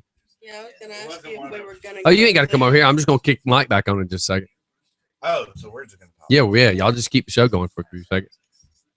Ma'am? Yeah, I was gonna ask you if we were gonna go there or not. Yes. If we were gonna bring it up. Well, Jacob was keeping up with it, saying a bunch of religious people were posting freaky stuff. Yeah, because it's supposedly like 2 death metal. Right, bands right. or But something. well, Jacob read it all. I didn't. Uh, All right, we are back. let me look it up. So we were going to bring up the fact that yesterday, and I believe it was yesterday. I don't know if it happened yesterday morning or what have you. Yeah, I think I it didn't was read all about I it. didn't read the story that well, But I saw two it. two speed metal bands were traveling together, and I think it was like 3 people got killed in this wreck. Yes. And Jacob, who was reading it now, he says he can't find the post. So hang on a second. But he said a bunch of, I hate to call it this, but whenever you become over Jesus, I don't want to offend people, but I'd call them Jesus freaks at this point, is what I'd call them. Because anybody that would be going too far, just going too far, you know what I mean? Everybody has the right to believe in their religion. That's fine.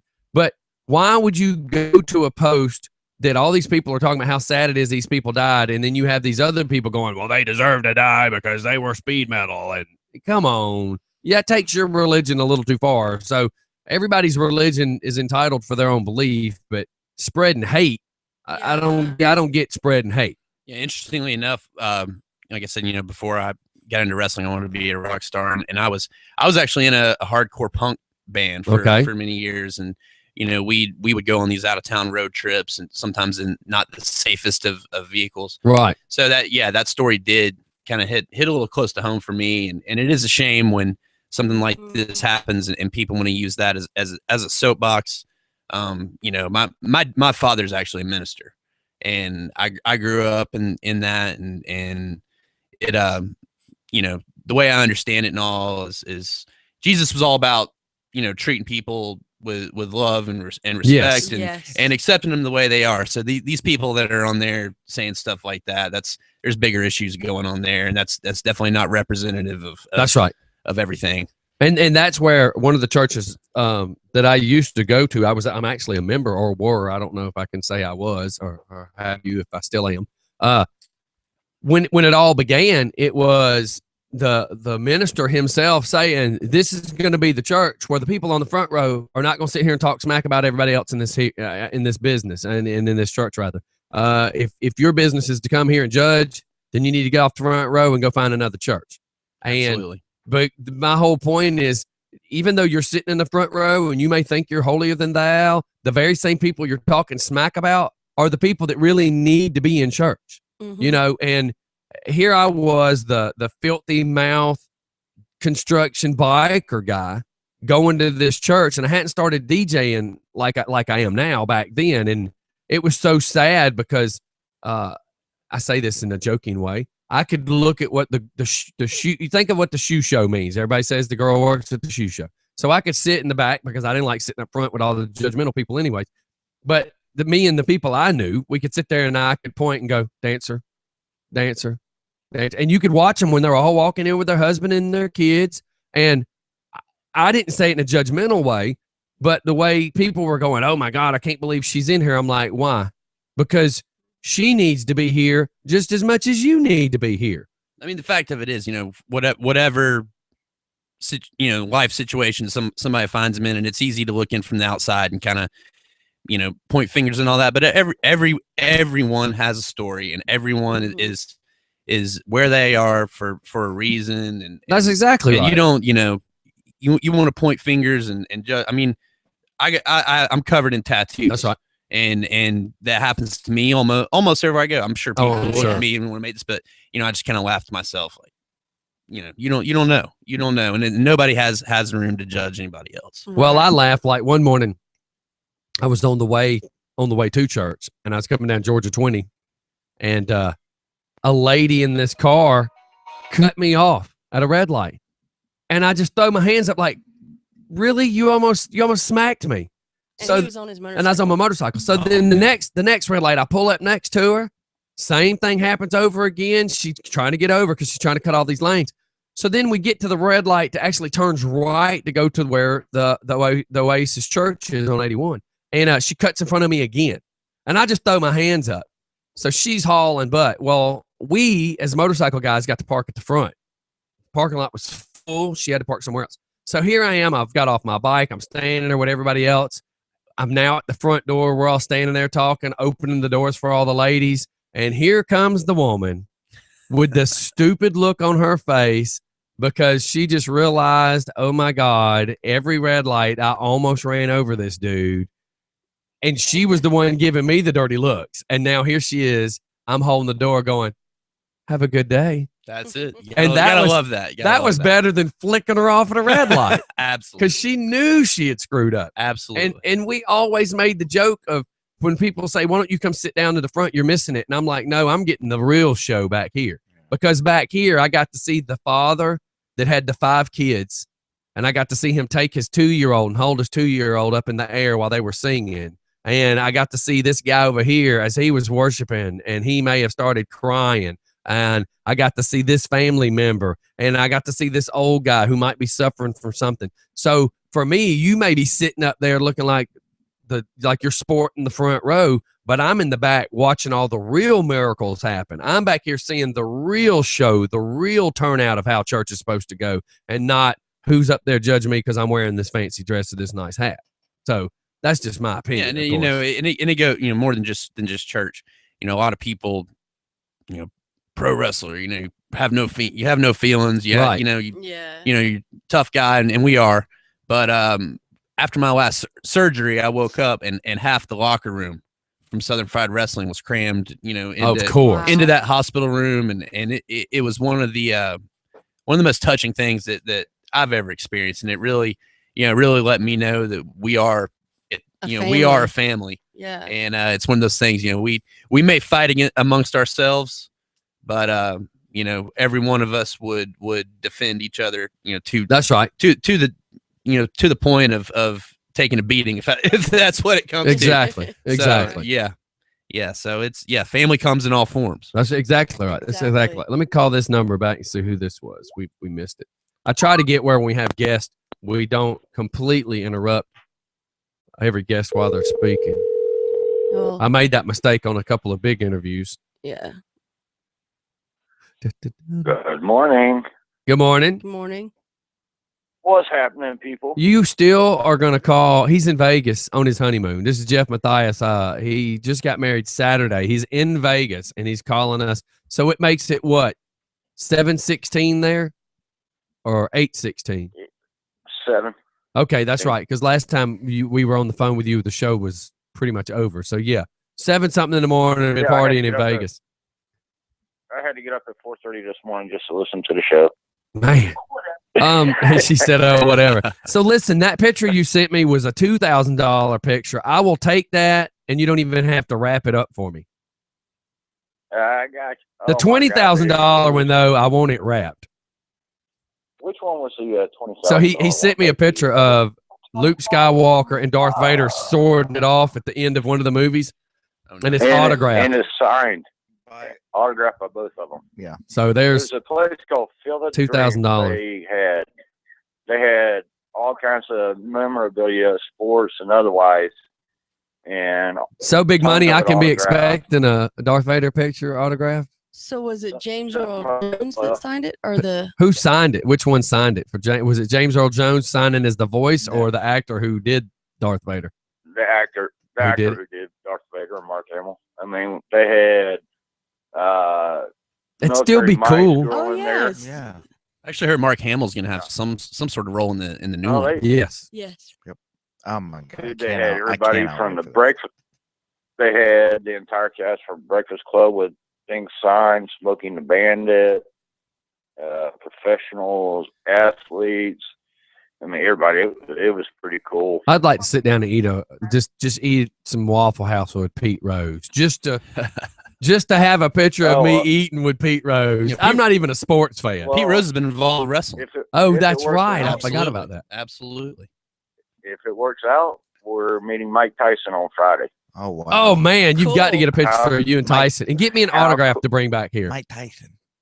How cool would that be, though? Yeah. I mean, it was the dude that ran the store has been here all his life, was telling us all kinds of stories, and it was awesome. I mean, just some of the memorabilia that was in there was just. Dude, if you can get like just even a cocktail napkin signed by Mike Tyson, and then a picture of you and Bree with Tyson, you get your own autographed as well, but I would love to take a picture of y'all and then an autographed cocktail napkin. I'll hang it up in the studio. I mean, just how good was that guy? I mean, he was with us for sure. Say again? That's one thing we made sure got in our suitcases were our shirts. Oh, That's yeah. the time. Yeah. And Mike Yeah, Tyson. we planned on it. Mike Tyson did a little wrestling. Yeah, we had to leave our underwear behind to fit the shirts, but we got our shirts. Okay. If you get pictures of with Mike Tyson and Just for Fun shirts on, I will die. That would be cool. That'd be awesome. Most definitely. I had to get a picture of that $1 at the door PBR for Stephanie. I don't like PBR. Yes, Listen, you do. if You'll you love make it that. to a bar, which we know you will, I don't like find PBR. out what a Corona costs at a Las Vegas bar, because we were watching Pawn Stars the other day and he wanted $7 for a Corona Light in a can. What? $7. It's a 25-ounce can. You'd be better off sitting I playing wouldn't know that. nickel slots for a while and get a free I one. wouldn't know that. Yeah. Yeah. Do what, Jeff? I said I won't know the cost of any of the beers up here yet. Why? As long as I'm playing poker in here, I get the drinks for free. So Yeah, there you go. There you go. But So you'll play crappy poker all day just to get drinks for free. Rum and Cokes, dude, and you know me, my 151. Yeah, you would think you would have learned by now. Yeah. Well, I got up to $200 bill, got myself up to about $200, and went all the way back down to like 12.50 in 5 minutes. Oh, geez. But hey, it's about having fun. I mean, Yeah, as long as you're having, it's all just for fun. Plug on the wall. Exactly. we had a blast with it yesterday. But y'all's topic about the bullying and everything, I was thinking about is like one of the songs you kind of got me stuck on. One of the bands is Moccasin Creek, Friends of All Kinds. Yes. And it's like you said in the song, tell us we all bleed the same way. That's right. Mm-hmm. That's like But anyway, so yeah, I just had to actually was just calling in to chime in on that, but I'm enjoying Vegas. I'm enjoying my honeymoon. I recommend the pool at the Venetian if you get a chance. But you talking about dedicated listeners, and I'm trying to see if I'm the furthest one away calling today. Well, you might be the furthest one away calling, but we'll see. I have not heard from Germany today.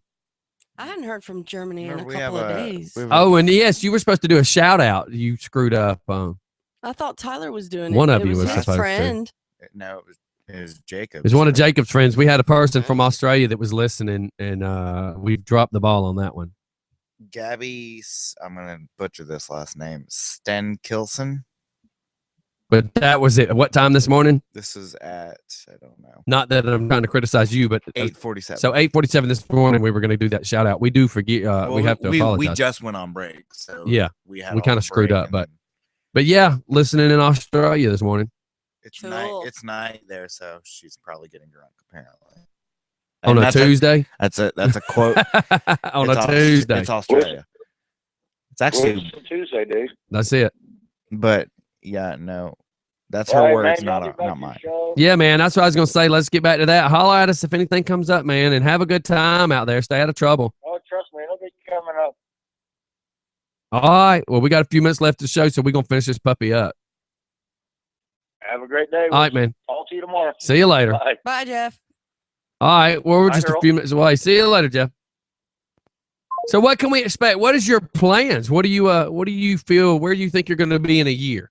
Well, you know, as the past few months have proved, I try not to plan too far in advance. The way life can just kind of happen. But a year from now, I hope to just be, you know, keep building the momentum and keep doing everything I can to help Southern Fried grow as a organization. You know, there's a lot of behind the scenes stuff that goes into it too. That you know, this I'm in love with the business as a whole, and right. the 10-15 minutes we get to go out and entertain, that's the icing on the cake. But I just want to keep learning as much as I can about every aspect of pro wrestling, everything from promoting to you know, the psychology that goes into the whole thing. But yeah, I mean, we've got some big events coming up. We're gonna have a real busy spring and summer.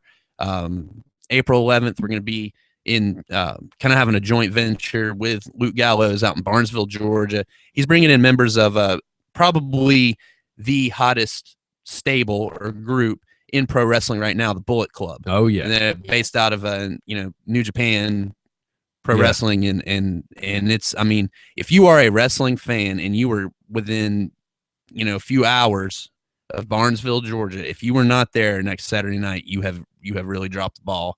It's going to be a great show. We've got Robert Gibson from Rock and Roll Express going to be there, and they actually just announced EC3, Ethan Carter III from Impact Wrestling will be there too, in addition to. And this is the one I got that party right this Saturday. Man, I'm gonna miss out. Yeah, Travis and Ashley are going. Man, you got to go. And the legendary Haku, aka Ming, from his WCW days. Oh, no, I do remember that. That's in itself is something that you don't get an opportunity to see very often. So I'm just want to encourage everybody to come out. You know, it's worth the drive. That's right. It's worth the drive. And front row tickets are $12. Ringside is $10. and general admission is $8. And I'm sure the front row tickets are probably moving fast, so I'd recommend getting on that. 12. Oh yeah, and if you're sitting front, you need to watch out because Luke Gallo will sling a brother right out the ring into the seats. Oh yeah, yeah. But I mean, $12 to see talent like that, that's right, a card like that. I mean, you're not going to beat that. No, not at all. Not at all. No, that's some good stuff right there. And they're also having a meet and greet on September 11th from 10 a.m. to 12 p.m. at Trojan Tire there in Barnesville. So if you leave a little early, you can go and meet them and possibly get pictures and autographs with them. Oh yeah, that'd be really cool. Yeah, those are the good times. We always enjoy, getting to spend a little time with the fans outside of the shows. Right. Yeah, and the show is going to be at Lamar County Recreational Department, 118 Academy Drive in Barnesville, Georgia.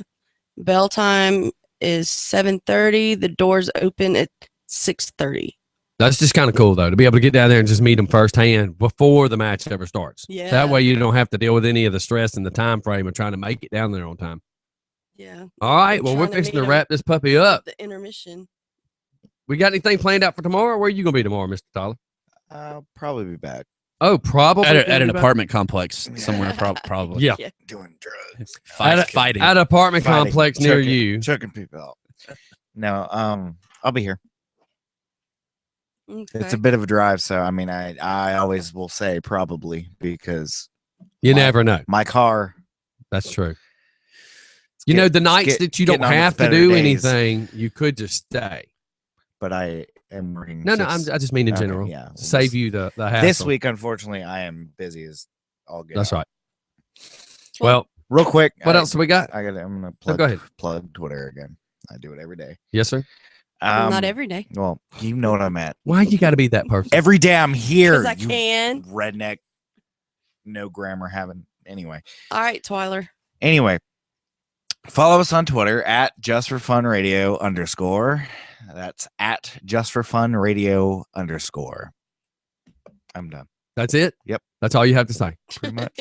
And then how about this? Tomorrow, I'm hoping that me and Sir Billy will be on the phone after the show trying to get some of the Mac stuff fixed. So we may be running the show off the Mac come Thursday. Ruh-roh. So that could be kind of cool.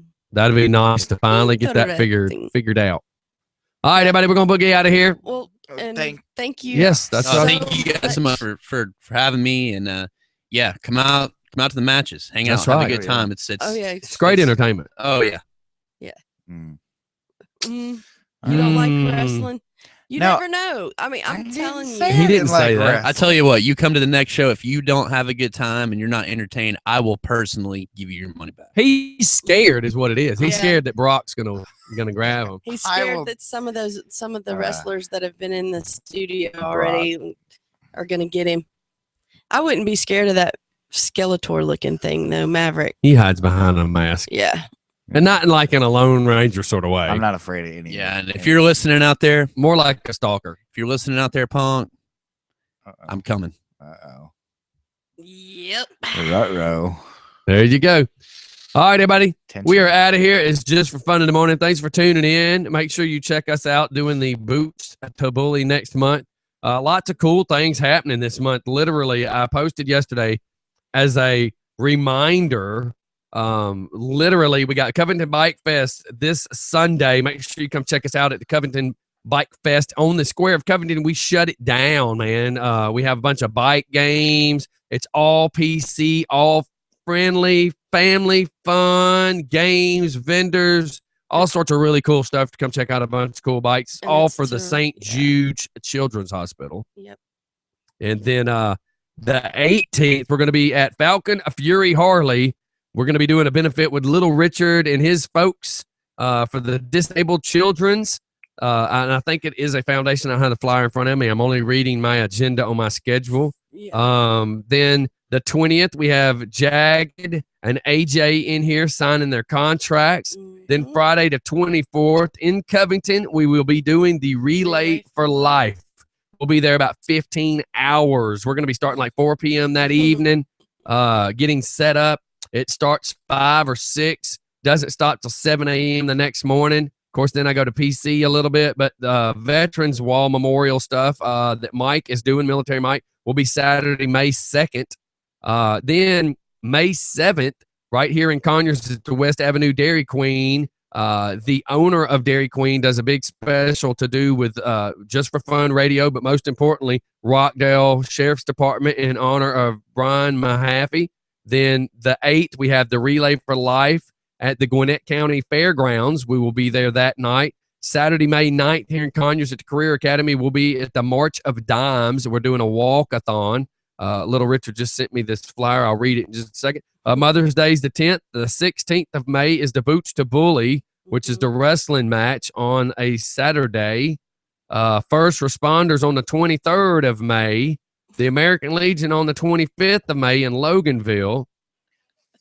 Yeah. Do I need to go any further? The Memorial Day ride You on can probably the 25th. catch up next month. Yeah, June 6th, the Brian Mahaffey ride. I just wanted to get it. I just want to throw it out there so people know that it's not just the one trick pony. We've got dozens of things going on. And don't forget, Busy, May busy. 2nd, also the Southern Fried Championship Wrestling will be. SFCW Mayhem. Yes, and it will be AJ Steele against the Jagged Edge. That's right. And now this for the That's gonna be it's the awesome. Fragile Kids Foundation. This is Ride for the Kids. And the Just for Fun Day. It's April 18th, 2015. Falcon Fury Harley Davidson. It's going to be registration for the ride at 8:30 a.m. 8:30 a.m. to 10:15. Kickstands up at 10:30. Food, drinks, music, petting zoo. We do have a petting zoo. Is it? I'm not going to get your hopes up. Oh, come on now. I don't know. No one's It gonna just pet says you, I don't know. Stephanie. Steph, relax. No, that's No what I'm one's gonna supposed pet to No, you. last year we had a guy that brought a kangaroo, which was really cool, I'm not a little talking about the kangaroo. And he brought a lot of snakes Big and snake. goats and I've helped. Snake. I've helped. Well- and now he has a little crocodile, but I don't know that he can make it this year. It might be a different guy. So and I'm relax. supposed to hold it. The snake. We heard you would hold one, Steph. No, Dang. it's a caiman. So will No, he. The caiman. I'm Oh, supposed to hold okay. the caiman. All right, we're out of here. Everybody's just fun in the mornings. We'll Real see quick. y'all later. Stay out of trouble. Go Duke and go Braves. All right, Yeah, y'all. yeah, Later. Thanks whatever. for coming into our guest. And everybody have a great, terrific day. We'll see y'all later. By the way, I got to go back to the doctor's office. I will report all the mess that we will get into because I'm sure. you're nuts, guys. Shh. Hey. I'm sure Oh, tomorrow man. there will be some crazy conversations about this because now I got all my little one-line jokes ready for her. Hey, is this our second date now? I mean, you know, is this first base, second base, or third base? Just get So off we'll see y'all tomorrow. So, are we off of? I'm Is getting the there. video still on? Okay.